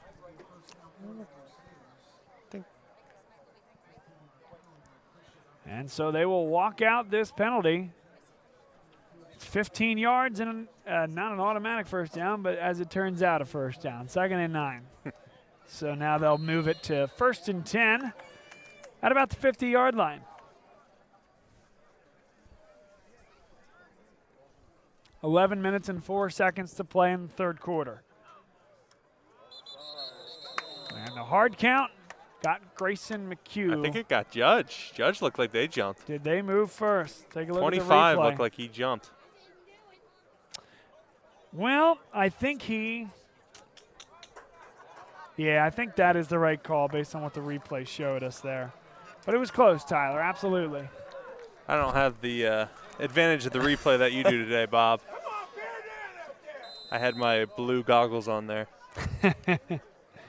My Explorer blue. Right, sorry. navy blue. Yeah.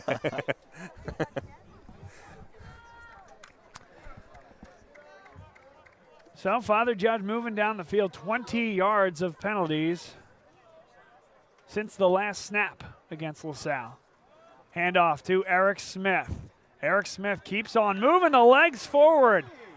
Wakefield was in there eventually on the stop. I beg your pardon, that's Chris Filippo. Wakefield down for the rest of the year. They had a great partnership in that defensive secondary for a long time, 9 and 8. Tough to see Wakefield down, but Filippo ended up making the play. Reminds me of Judge's first offensive drive in the first half, I believe, when they marched down the field. I think that was their first one.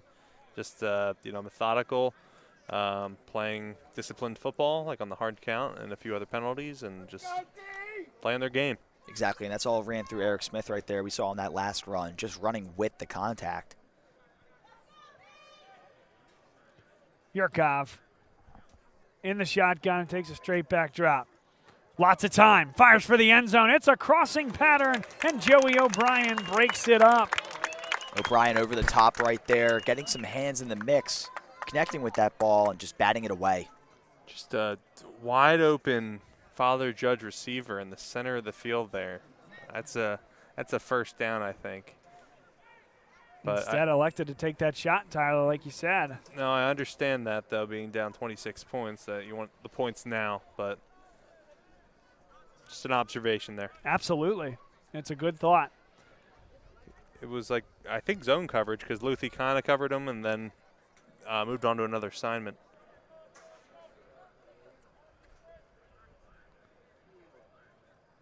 Second and 10, man in motion.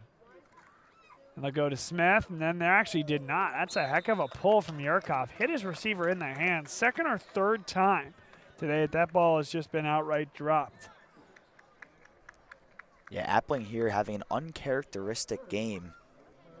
Just, dropping that one in his hands with time and space to catch and run. He really launched himself. He kind of jumped high, right? Yeah, I was about to ask you, was that pass high? I didn't look it, but no. He got up there, and then he got tackled at the ankles because of it. No, really it hit him kind of below the chin once he got up, and he did get up, no doubt about it. 3rd down and 10, 4-down territory here for Father Judge. You would think Eric Smith spinning off a tackler. He's got a first down and more. Eric Smith, ball came out. Ball came out. It's loose in the end zone. And it looked like LaSalle got on top of it. A touchback. One more look. Smith wouldn't go down there, plucks the ball. Yeah, I mean, that can happen. You get held up, and, you just have a bunch of gold helmets trying to punch that football out. And there's your confirmation, the touchback. Wow, so much right there for that drive the Crusaders had. That's the side of the field where everything's going down. We're so far from all the action over here. We're missing out, I guess. I think it was Joey O'Brien that got on top of it as well. I mean, that's just a great awareness play right there, poking that ball free, able to jump on that one. I mean, what a play there.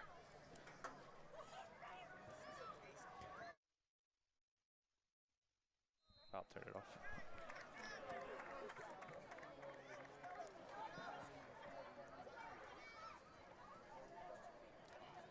So, a big swing there for LaSalle. Father Judge was looking to get back into it, and they had everything they wanted there, marching down the field, their lead back, carrying defenders on his back. Sidwar, good time to take a shot, but they don't get the look. Sidwar has to throw it into the ground. Des Ortiz will go down as the intended receiver, but effectively that's a throwaway. 2nd down and 10. Yeah, and Sidwell right there had Swanson open on the stop-and-go route. Could have hit him quickly there for a nice gain, but chose to hold on to that one, kind of assess his options right there and threw the incomplete pass. 9 minutes, 49 seconds to play in the 3rd quarter. It's 2nd and 10 to LaSalle.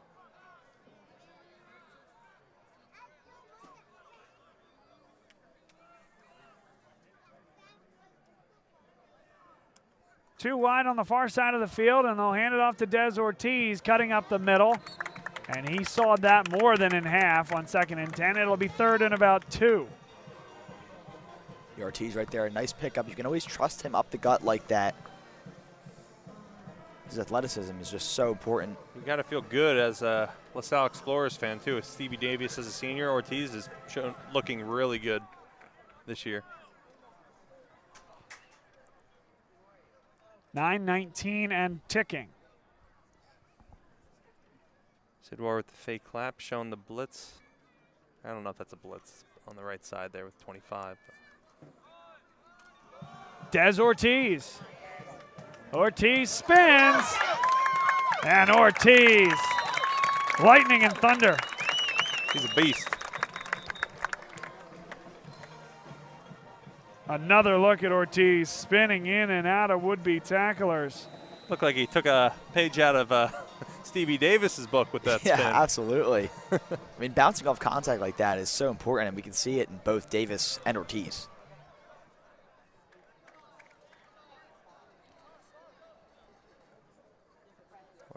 What is going on close to us? Stacked, set, and now good blocking there. Swanson darts up the field. J.P. Oates, a strong wide receiver block on the outside. I haven't seen anything like that personally. It was kind of odd. It seemed like a mismatch, but, actually great job by number 8 there, just kind of eating that block. Yeah. And I know it was a big gain, but. No, you're right. Derek Kennedy did enough. Time. Yeah. To force Swanson to kind of dart back and forth and wait for reinforcements. That might have been a touchdown if not. Pistol set for LaSalle.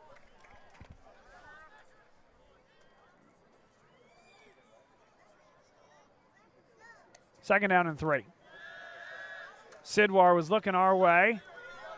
Great protection and fires it away.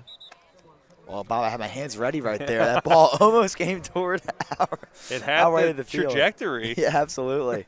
I was prepared. If I had to get in the mix right there and catch that one, I was ready. I appreciate that because we got to protect this equipment here, folks. You guys want more broadcasts, unless we're having one of our wonderful sponsors Sidwar step up a whole bunch. Delivering a message to Bob Long Sports. I'll say. 7:51 to go, 3rd quarter. Ortiz off the right tackle. He's got a 1st down and more. Took a big hit right at the end of the play. It was 3rd and 3. He got about 6. Man, he's just fun to watch.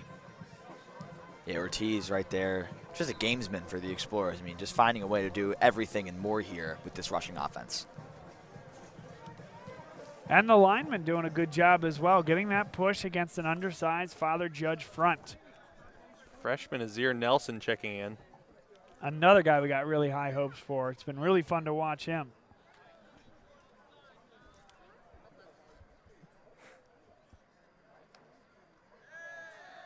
Sidwar, all the time in the world, hand fighting there, Julian McFadden, and there comes the flag. It comes from behind the play. There was also an official staring right at the play 5 yards away. I love that. He stares at the official. He's like, come on, you're not going to throw that? Well, nope, your buddy will instead. Yeah, a late toss right there, but definitely the right call to make. I mean, you could see the grab right on the shoulder. I mean, that right there is as clear as day, although it's night. It's a power move by that back ref. Just deciding to throw. And it might have been a real – yeah, there you go. Okay. LaSalle was walking back. I wasn't sure if it was going to be a power move by the ref that didn't throw the flag to overrule him. He was a good sport, though. But he threw the flag back to the flag-throwing ref. Oh, they're a team out there, Tyler. Come on. They Just have like names we too. are. They have names, too, but I don't have their roster. They have names, Tyler. I don't know what it is, but he has one. Yeah, fair point. Chris Filippo. Flag comes in the area of holding. He's inside the 10, but only momentarily. Yeah, definitely a tough go about there for the Explorers. I mean, you can see Filippo off the sweep, just absolutely loves that play and takes that space to his advantage, but this one will be sent back. I do want to touch back on the officials here, and we get the pleasure to do high school football and then high school basketball each year. A lot of times it's some of the same guys that specialize in both football and basketball, and we just have some of the best officiating crews in the area here in Philadelphia. It's wonderful to give of their time to these programs and these student athletes to have them pursue their dreams. You know, it doesn't happen without the officials, and we've gotten to know a lot of them, more so in basketball season, and they just do a tremendous job. Sidwar, he's going to take about a gain of a yard or two on first down and a long ways to go. Second down and about 14 coming up. He's pretty slippery. It looked like that was going to be a for sure sack there, and did a good job of rolling out and running out of bounds there for no gain, maybe a short gain. Yeah, of course, one thing I was, just thinking about watching this game, speaking of slippery, Tyler, is how thin this turf is here at the Rent Playground. I mean, that right there makes the game a heck of a lot faster than on some thicker turfs like we see at Springfield. We need some turf inspections. I must say, turf inspections. I wasn't down there. I wasn't down there looking at the turf. Get him on the BLS broadcast. Good on you, Danny. Sidwar, a flag comes in as he fires to the end zone, looking for McFadden. Wow. It's a touchdown for now. 2 flags in the backfield. That was cold how he just stared down that judge defenders there. Reminded me of A.J. Brown last year against the Steelers with the pointing. Yep. Point and point. That was the coolest celebration ever. And a great grab right there. Unfortunate that'll be sent back. Second and 40. That's true, Tyler. It unwinds. A heck of a play by Sidwar, a heck of a catch by McFadden, a great celebration, and incredible camera work from Bobby Mullen, because that's not an easy one to follow. Close frame from one end to the other and not to take our viewers for a ride. Excellent job. Sidwar showed that he has the arm here, though. I think they just go right back to the deep ball. 2nd and 31. Wow. 6 minutes and 26 seconds to play in the third quarter. And the delay draw, Father Judge all over it. The design draw play there. No gain, 3rd down and 31.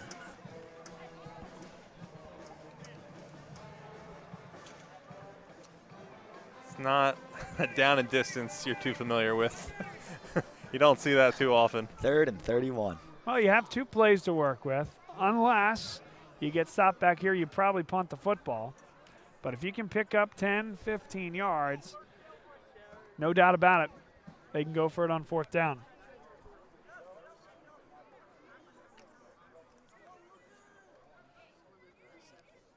Three wideouts. As Sidwar steps up. Has to elude. And Azir Nelson is brought down. Great open field tackle by Father Judge. Getting into it in the linebacking core. Number 33, Dominic Bergmeyer. And they'll get off the field. Here comes the special teams unit for LaSalle.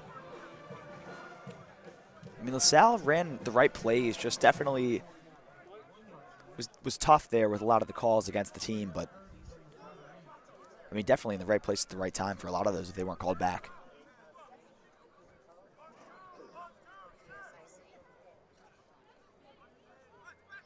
Gavin Muller. Really nice driving punt. Takes a big hop. Gonna be close. And downed at the 1 by John McSorley. Wow. Justin Hawkins was down there as well. Great coverage by the punt unit. I like him tapping Hawkins on the head there as well. Yeah, exactly. McSorley, the Northeast Philadelphia native here, tapping that one down at the 1-yard line.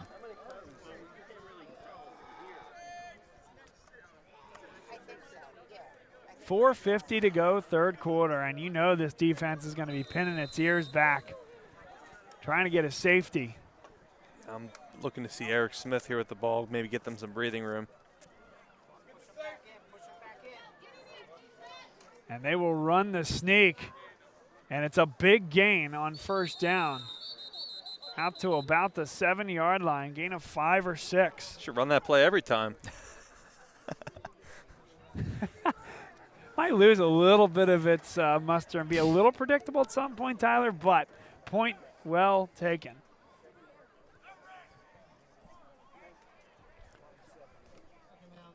It's a heck of a play on 1st and 10 from the 2, though. Especially with that size and the defensive line here at the Explorers.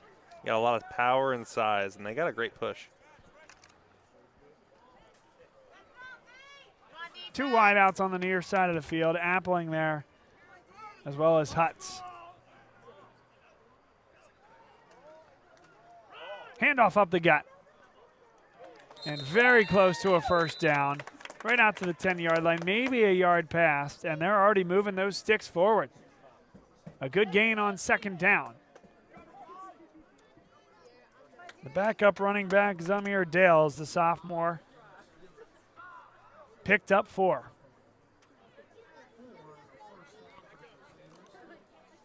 Run game's been pretty stout for Judge today. Unfortunately, just like too many costly mistakes with turnovers and just kind of being outmatched. If they had all the time in the world, just got to stick with that run game. Yeah. Derek Kennedy splits out wide, the receiver for Father Judge. Across the middle, it's Hutz. And Hutz has had a nice day here today. Tackled on the play by Will Ryan. Yeah, Hutz, a speedy wideout right there. Just connects across the middle for a great gain for the Crusaders. Ryan's got a lot of playing time here. He comes off the field for Julian McFadden, but he's done a great job with the loss of Carson Wakefield due to injuries we talked about earlier in the contest.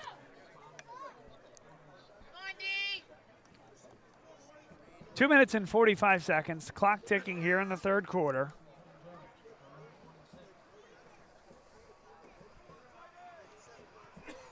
Tyler Yurkoff, a senior quarterback, hands off to Eric Smith, another senior. Both of these guys honored here today pregame.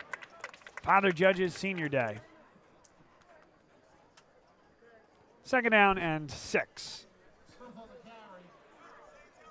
You get the feeling that Judge is taking its time here, trying to establish a methodical drive, just get some first downs, maybe some time of possession here. Exactly. I mean, points on the board right now are the most important thing when you're down 26. And, you know, nearing the end of this third quarter, I think just establishing something here for the second half is the most important thing. Establishing something for next week? Yeah, exactly. Show this Explorers team what you can do. Yurkoff, incomplete. Again, a ball that hit Appling in the hands. 3 or 4 drops for him. Good timing by McFadden. He kind of disrupted that a little bit. He came in right after that ball, got in there. Great timing. Yeah, exactly. It's just that, you know, anticipation with the play that McFadden brings so well. You know, just getting some new reps in on the defensive side of the ball, but we can see him do that on the offensive side of the ball. You know, a lot of being a wide receiver is anticipating when the throw is going to get to you, and you can see that he takes that knowledge and then applies it on the other side of the field. And you get to lay the boom. Exactly. All the more reason to love playing defense. 3rd down and 6. Luthi now splits out wide for LaSalle, trying to get to a receiver. Yurkoff's going to take off with it. He's taken down And he's very, very close to the first down marker. May have gotten it.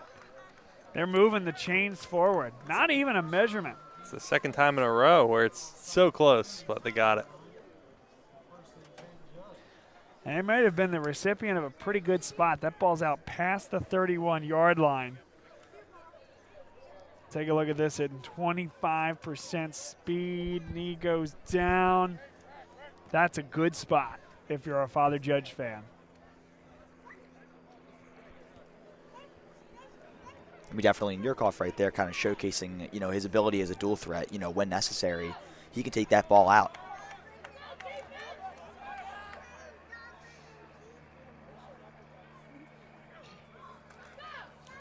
Handoff to Eric Smith.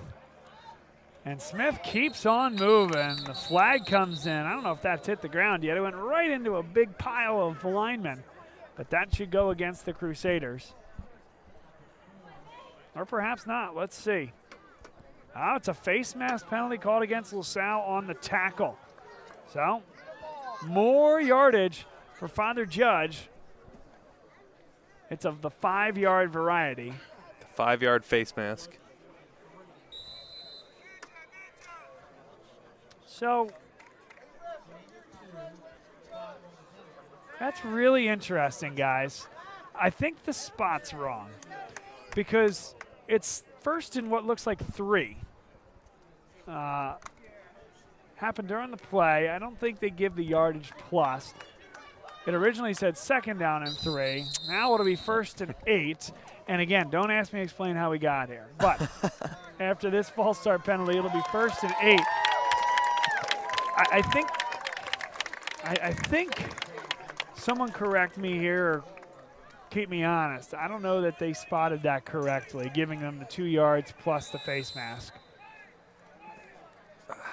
It's a tough call.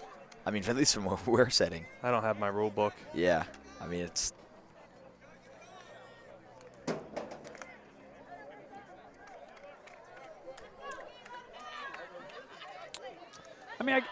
Yeah.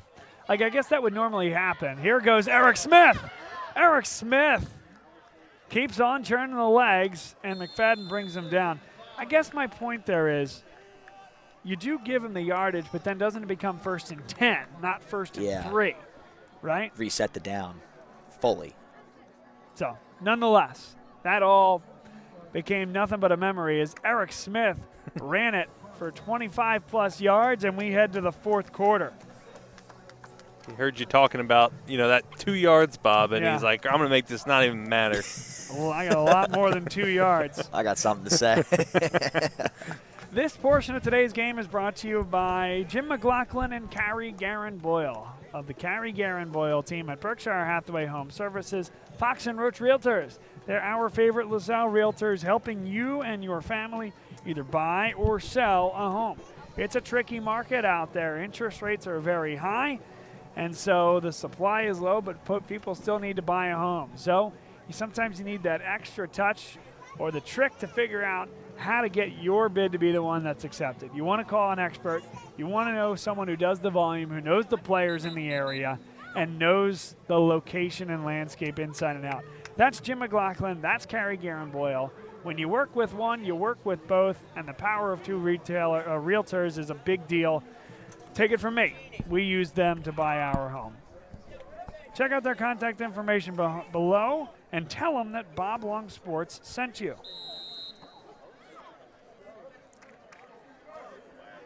A tight set here as Appling goes in motion. The inside give, and it's a really nice gain on first down. The sophomore Zamir Dales. So Father Judge here knocking on the door of the red zone, looking for that first score in the half. And that's inside zone there. Again, each lineman isn't going to have an individual man per se. They're going to basically create that wedge block, bring that H or tight end off the left-hand side. He's going to kind of go opposite of where the rest of the line is zone blocking. And that created that wedge up the middle for Dales. Second down and 4. Appling again in motion. And this time Eric Smith takes the give. And he's had a really nice night. First down on a gain of 8. Yeah, Eric Smith, a nice carry up the gut right there for the Crusaders there, establishing them in the red zone officially.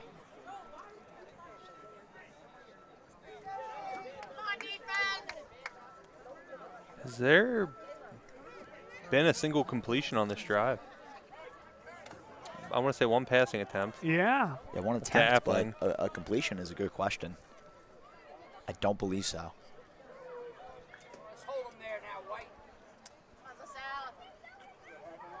First down and 10. Yurkoff makes Mason Lang miss, but isn't going to make Cooper Heilig miss. It's a sack for Heilig. Grayson McHugh also in the area. So hard to run past those big men up front for LaSalle right there. If you get one off you, chances are you're going to have a couple more coming right for you.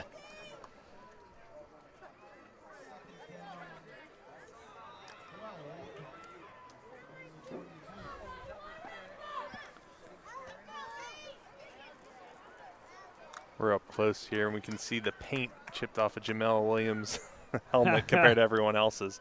That's how you know who's making the tackles out there. No doubt about it. Second down and 12. Smith made one miss, but Mason Lang got a hand on it, and 2 or 3 other Explorers in there to make the tackle. Third down and 10 coming up. Yeah, Mason Lang right there doing a nice job of reading where the ball is and then just doing anything he can to slow that runner down. It's a great play. And forcing him back inside, yeah. Setting that edge. Great play.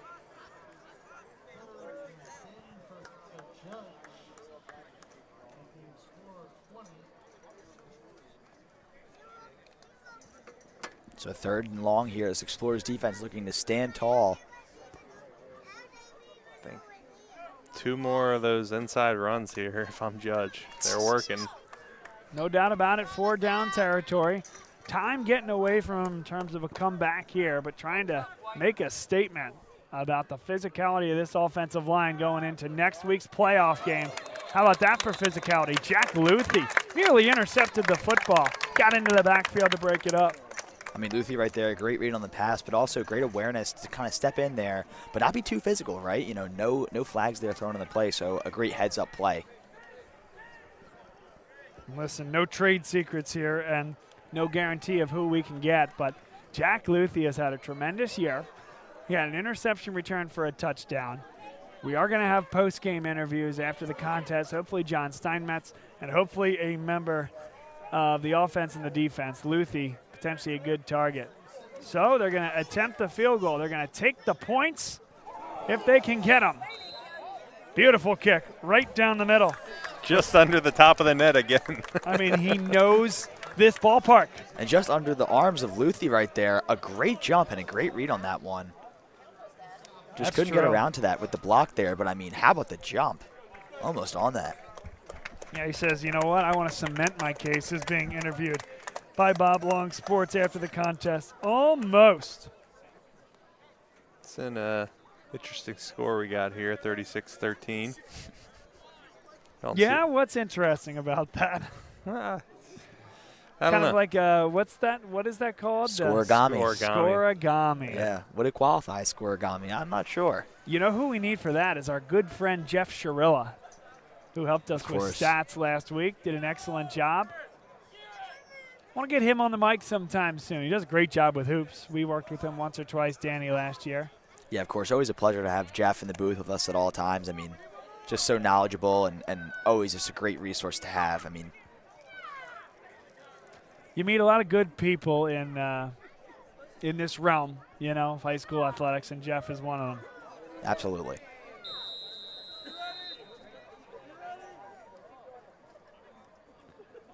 So a 23-point lead here for LaSalle. They'll get the football back. Judge will elect to kick this one deep. And that'll hit in the end zone. I tell you, that was close. And I know Bobby got a great view of this one here. So every once in a while, you'll catch one of those high kicks that'll hit a certain way. It's an oblong football, right? And bounce back. That did land in the blue paint, as you see there, but only by half a yard. Yeah. And if that had some backspin, LaSalle was already running off the field. That would have been a live football. Ooh, that's some bad news. 36-13 has been scored in the NFL. Can't speak to the high school level. I was going to say. Maybe not in, high school level, or rather the PCL. Yeah, let's go with the PCL because I bet it's happened in the high school level. There's a lot more high school football games across this country than NFL games. Des Ortiz. I mean, this one's far from over still, though. 8:47 on the clock, and Ortiz continues to churn here. Timeout called by, I don't know if it was a timeout per se, but a momentary stoppage. It's a big run by Ortiz, jetting through the middle and taking on the tacklers at the second level.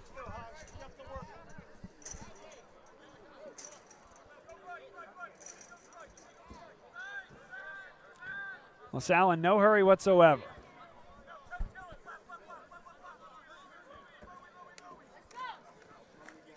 Feed the beast, Des Ortiz, but met at the line of scrimmage and taken down.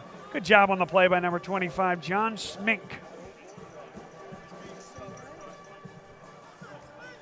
Yeah, great job. He did a great job of setting the edge there. Was being blocked by number 24, John McSorley. You know, just kind of held his own there and Ortiz came right into his arms there.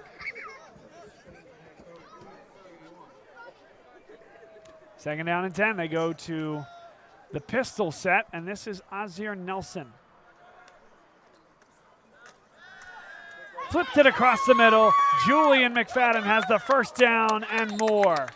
Run out of bounds after a good gain after the catch. Yeah, McFadden across the middle, just a weapon to say the least right there. A great pickup for the Explorers as they continue this drive.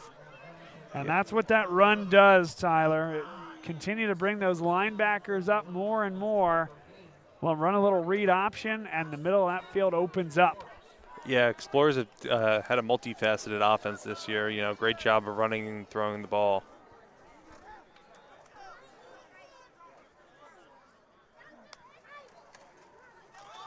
Azir Nelson bounces to the outside, and Father Judge strings him out very well. Tackled inbounds after a gain of 2 yards. Yeah, he runs hard. I'll give Azir Nelson that. I know it was only a 2-yard gain, but you know, I haven't seen a whole lot of him, at least personally, and it's good to see him out there running the football. You know, getting some extra touches this game. And a Father Judge player is down on the play. We're going to tell you about our friends at Next Play Basketball.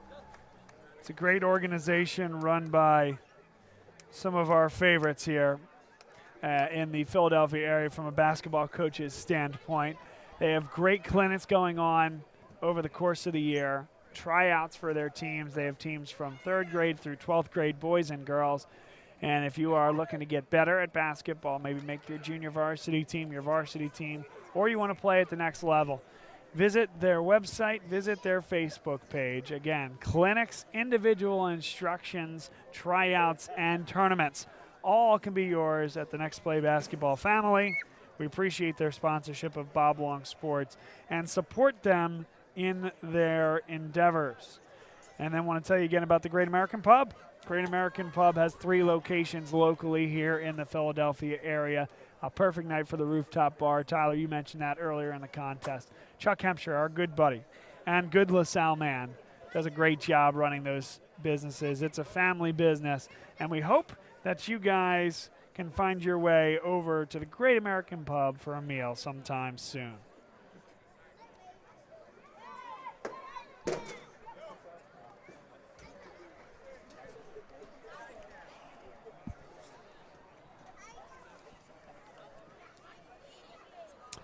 Clock reads 7 minutes, 25 seconds to play here in this 4th quarter, and it is good to see the Crusader from Father Judge up and walking. He's actually putting on his helmet, and they're going to let him come out and play this down, which is a little different, but 7:25 to go. It'll be 2nd down and 8 for LaSalle.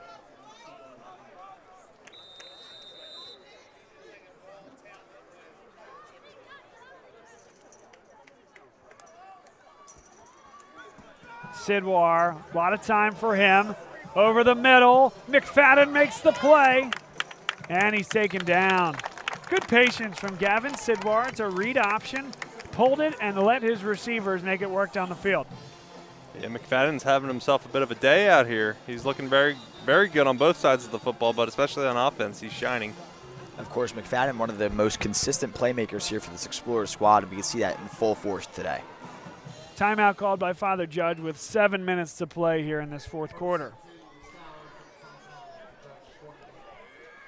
So, barring a comeback, we expect the contest between Father Judge and LaSalle, which again is a District 12 quarterfinal at the 6A level. St. Joe's Prep has earned the bye as a result of finishing ahead of LaSalle and Father Judge in the Catholic League standings. We know that for sure. So we knew these teams would play again next week, and the winner of this game will host. So the expectation is for a contest next Friday at 7 p.m. at one of LaSalle's home venues. Might be Wissahickon, could be another venue locally. We look forward to hearing that for sure. We'll get broadcast information your way as soon as it's made available to us. And then, Danny, basketball's not far away, partner. Not at all, no. Really looking forward to seeing what new head coach Ryan Ansel will do with this Explorers squad, and just can't wait to get back in the Obie O'Brien Gymnasium. It's a talented Catholic League in basketball every single year. This year should be no different. I'll be tuning in from home, I think, unless you want some comic relief. Always want your comic relief. Sidwar fakes one way and flips it to the outside. Wide open is O'Brien, and he's pulled down after a gain of 6 or 7. Good patience there from Sidwar. Definitely, and O'Brien, a great route across the middle right there. Just finding a way to catch that ball in stride and create a great pickup there for the Explorers. Thought they actually got more on that one. It looks like the spot of ball is a little bit back.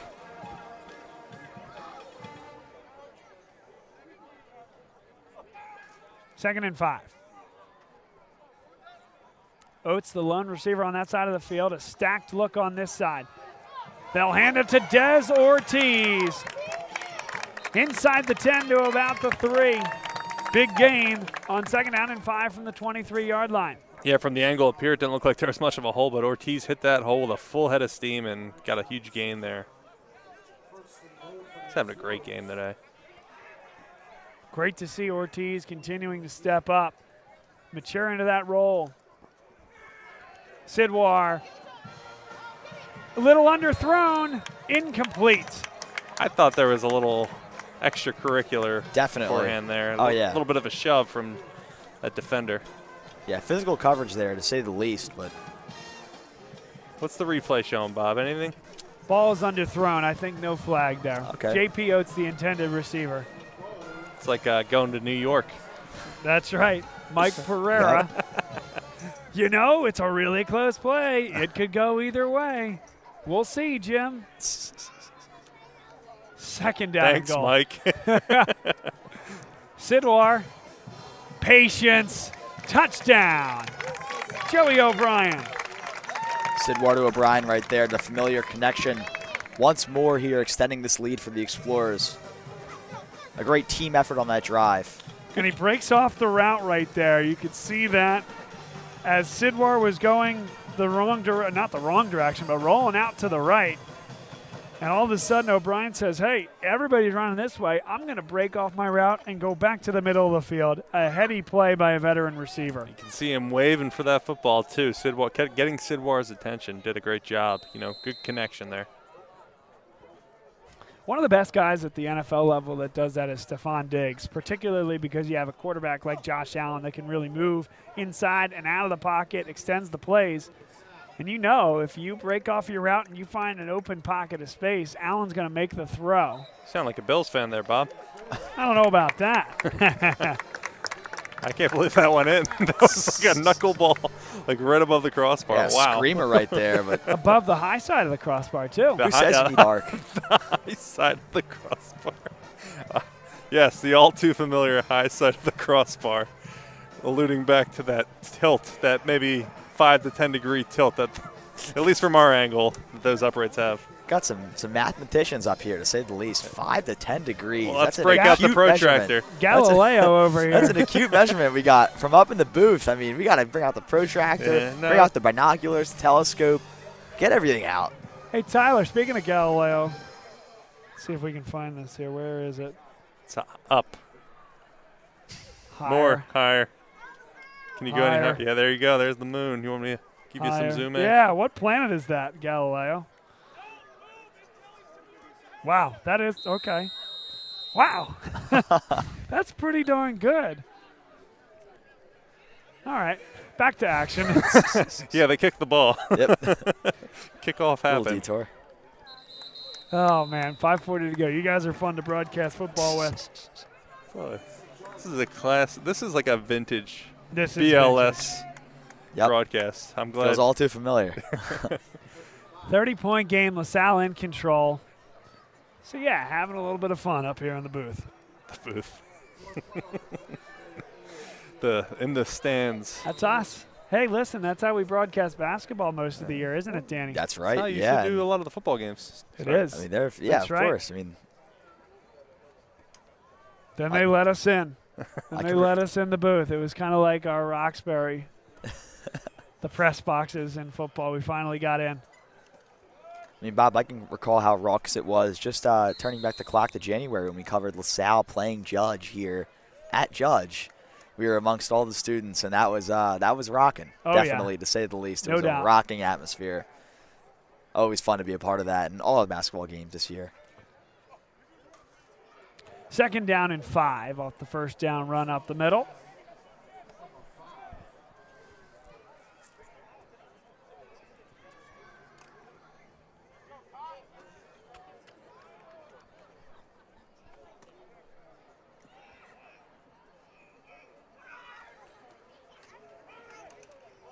Big hit there, taken down on the play. Handoff was to Zamir Dales. And a good stop for a 3rd and 4, 3rd and 5, 3rd and 4 I'm going to go with. Honestly, your Judge, just keep running that football down the Explorers' throats. Run D's been pretty stout, though, recently. Cooper Heilig, he's had a really nice year coming in really as that 4th or 5th linebacker. Comes off the bench, provides energy. He made that big tackle on Dales.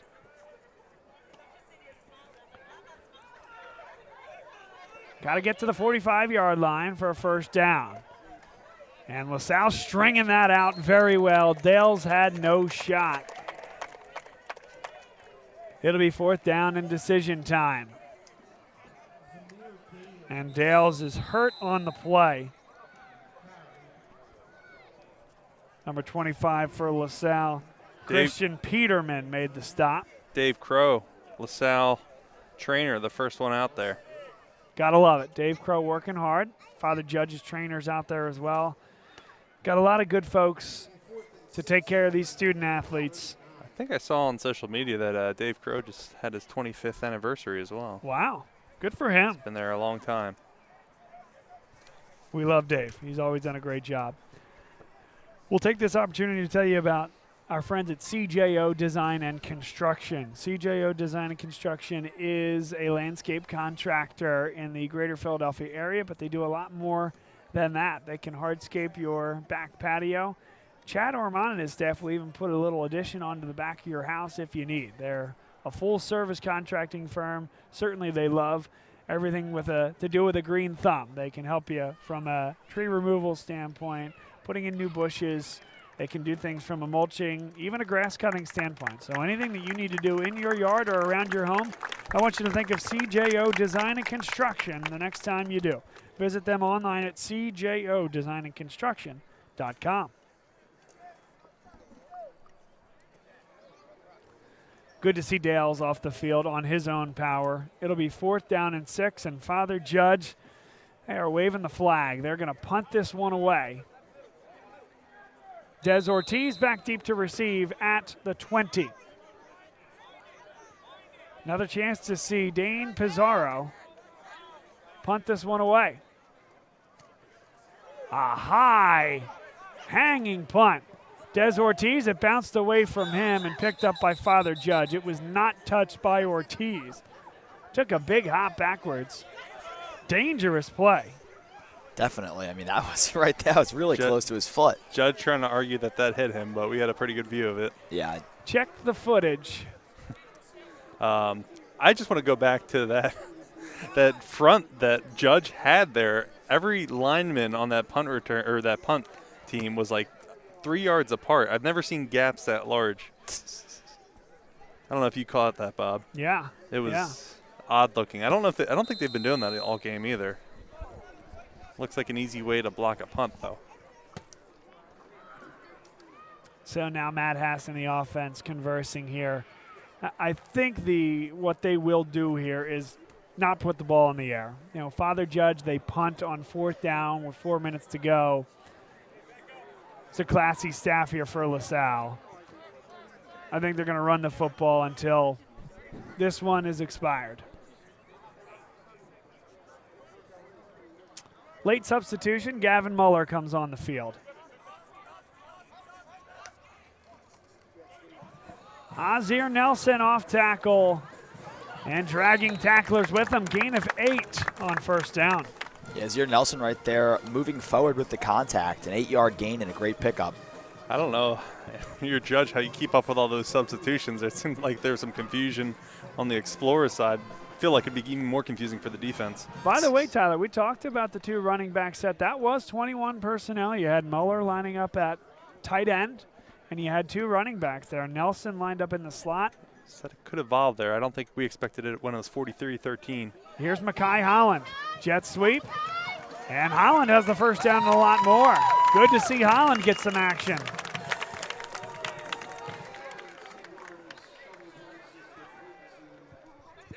Clock's going to run under 3 minutes here now to go in this contest. Clock stopped ever so momentarily as they moved the chains. 1st and 10 for LaSalle.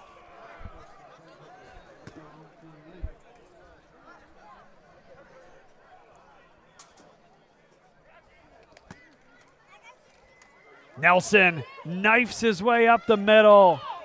Nelson has a 1st down. The legs keep on churning, and they'll blow this one dead. And Nelson, a great pickup right there for the Explorers. Like you said, Bob, those legs keep churning, and that's common with all these LaSalle running backs. Stevie, Dez, and Azir.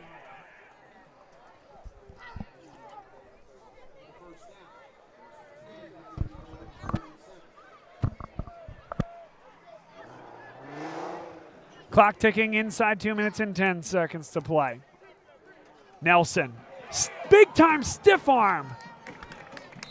That's a man's stiff arm from the freshman Nelson. Yeah, I love seeing that. That was a huge stiff arm. That's something that's, maybe not something you see a freshman doing all the time. And, Azir Nelson's just looks like he's just got such momentum. He's built crazy for a freshman. Exactly, and games like these are so important because they build up the confidence of someone like that. His athletic ability is through the roof, and touches like these will only help that.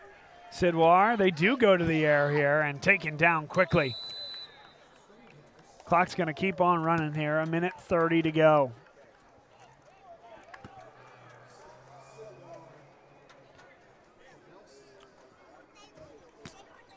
So again, the results of this one here, guys. LaSalle's going to win the football game. They're going to host next week at home against this same Father Judge team. It is officially postseason football time. A lot of good things in this one here today. Holland spins off a tackler and taken down. It'll be 3rd down and about 8. One more play to go in this one.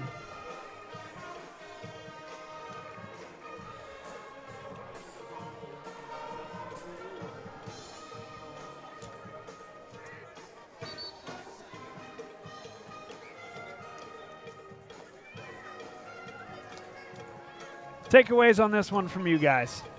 Wow, I mean, Bob, just to start it off, a bounce-back win there for the Explorers. They had a lackluster performance against Roman Catholic, but now they come back here and establish themselves as a great PCL squad here with a decisive win against Judge. I mean, this is talk about a cohesive team right here, a cohesive performance. Both sides of the ball did a tremendous job of performing today.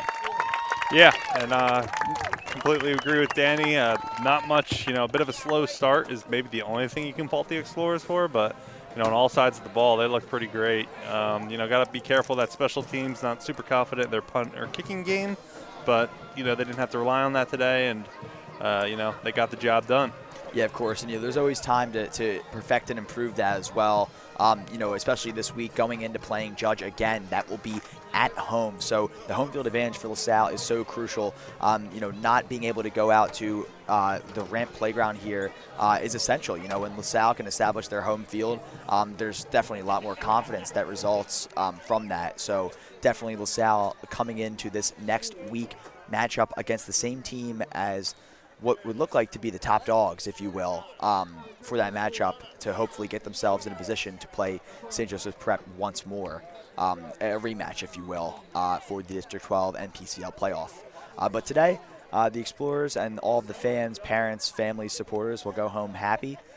Very, very pleased in the efforts. Like you said, Tyler, a slow start beyond, no doubt about that. But, beyond that slow start, they were able to really recover as a unit and really respond.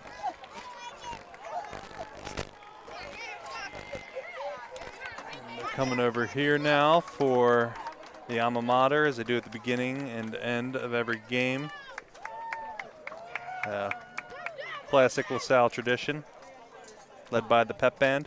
Of course, and just a quick shout out to the pep band here and all the students and faculty and parents that work so hard, each and every day. Working to create the best pep band possible. I mean, these guys are so dedicated to what they do.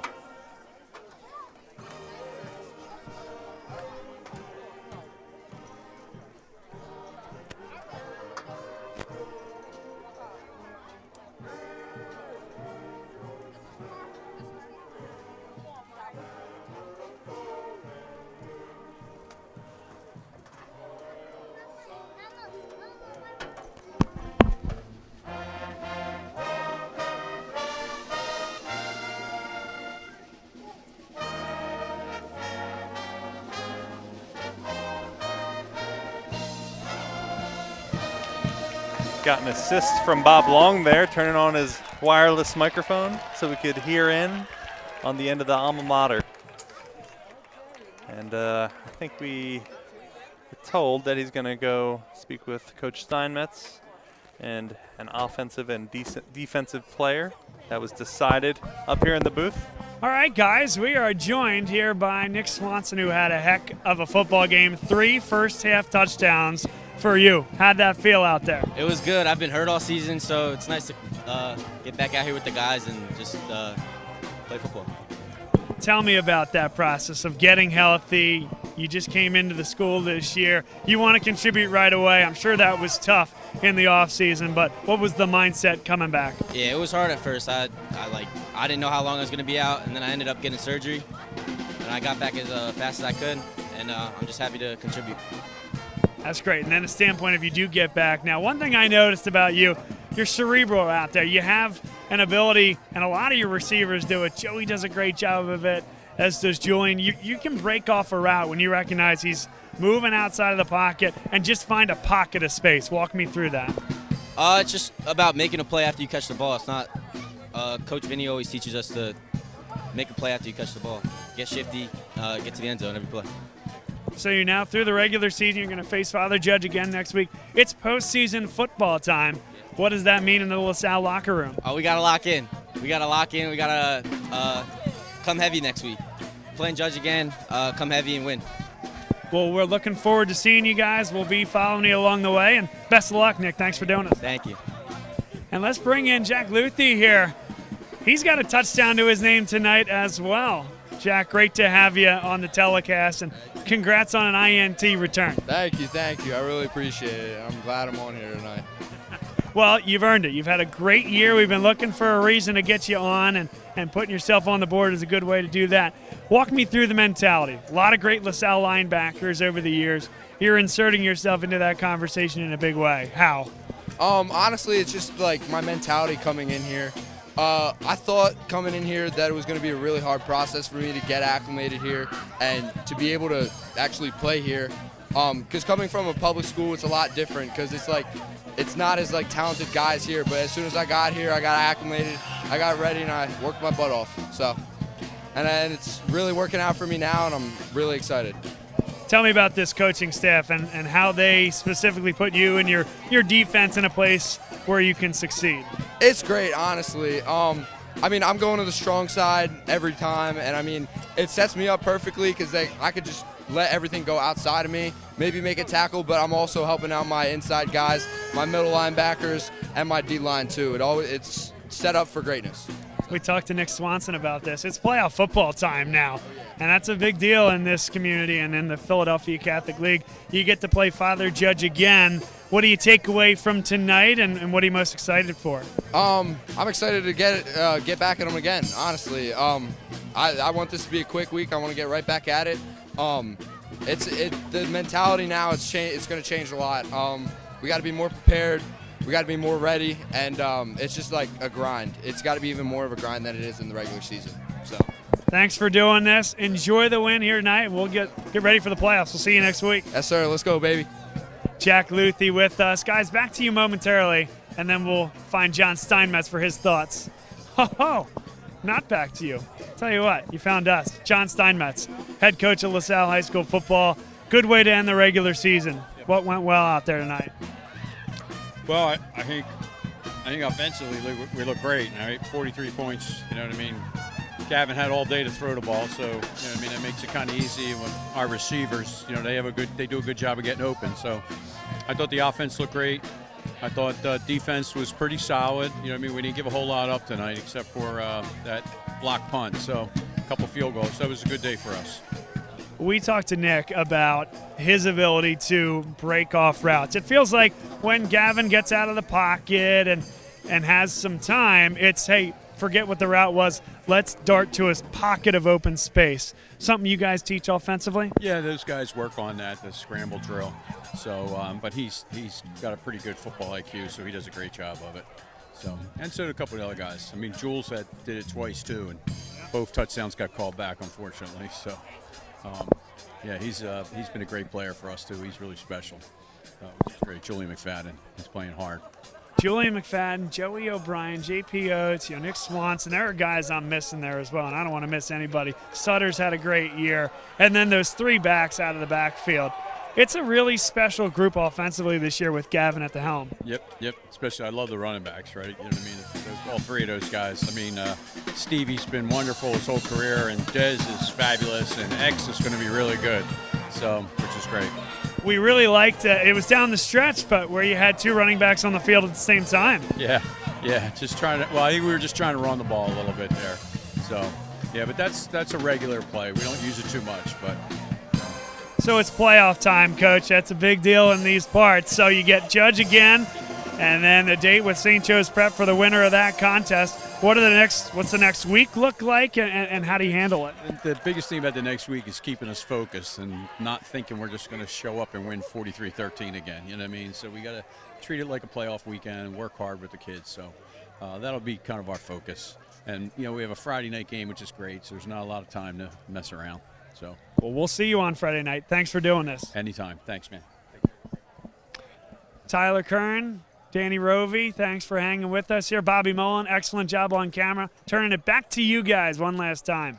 Yeah, well, right there we heard from three key pillars of this LaSalle College High School football team, capped off there by some excellent words from head coach John Steinmetz. My big takeaways for this one, a great win for LaSalle, but it's so important to put that head down and continue grinding into the next week. Tyler, you have any takeaways before we set this one off? No, keep that momentum going. Hopefully carry that in, beat Judge next week, and whoever comes out on top of Roman versus Prep. So, you know, 1 week at a time. You can only play who's in front of you, and, you know, I think they got, good chance next week and maybe even a chance the following week. So really excited for how the season concludes.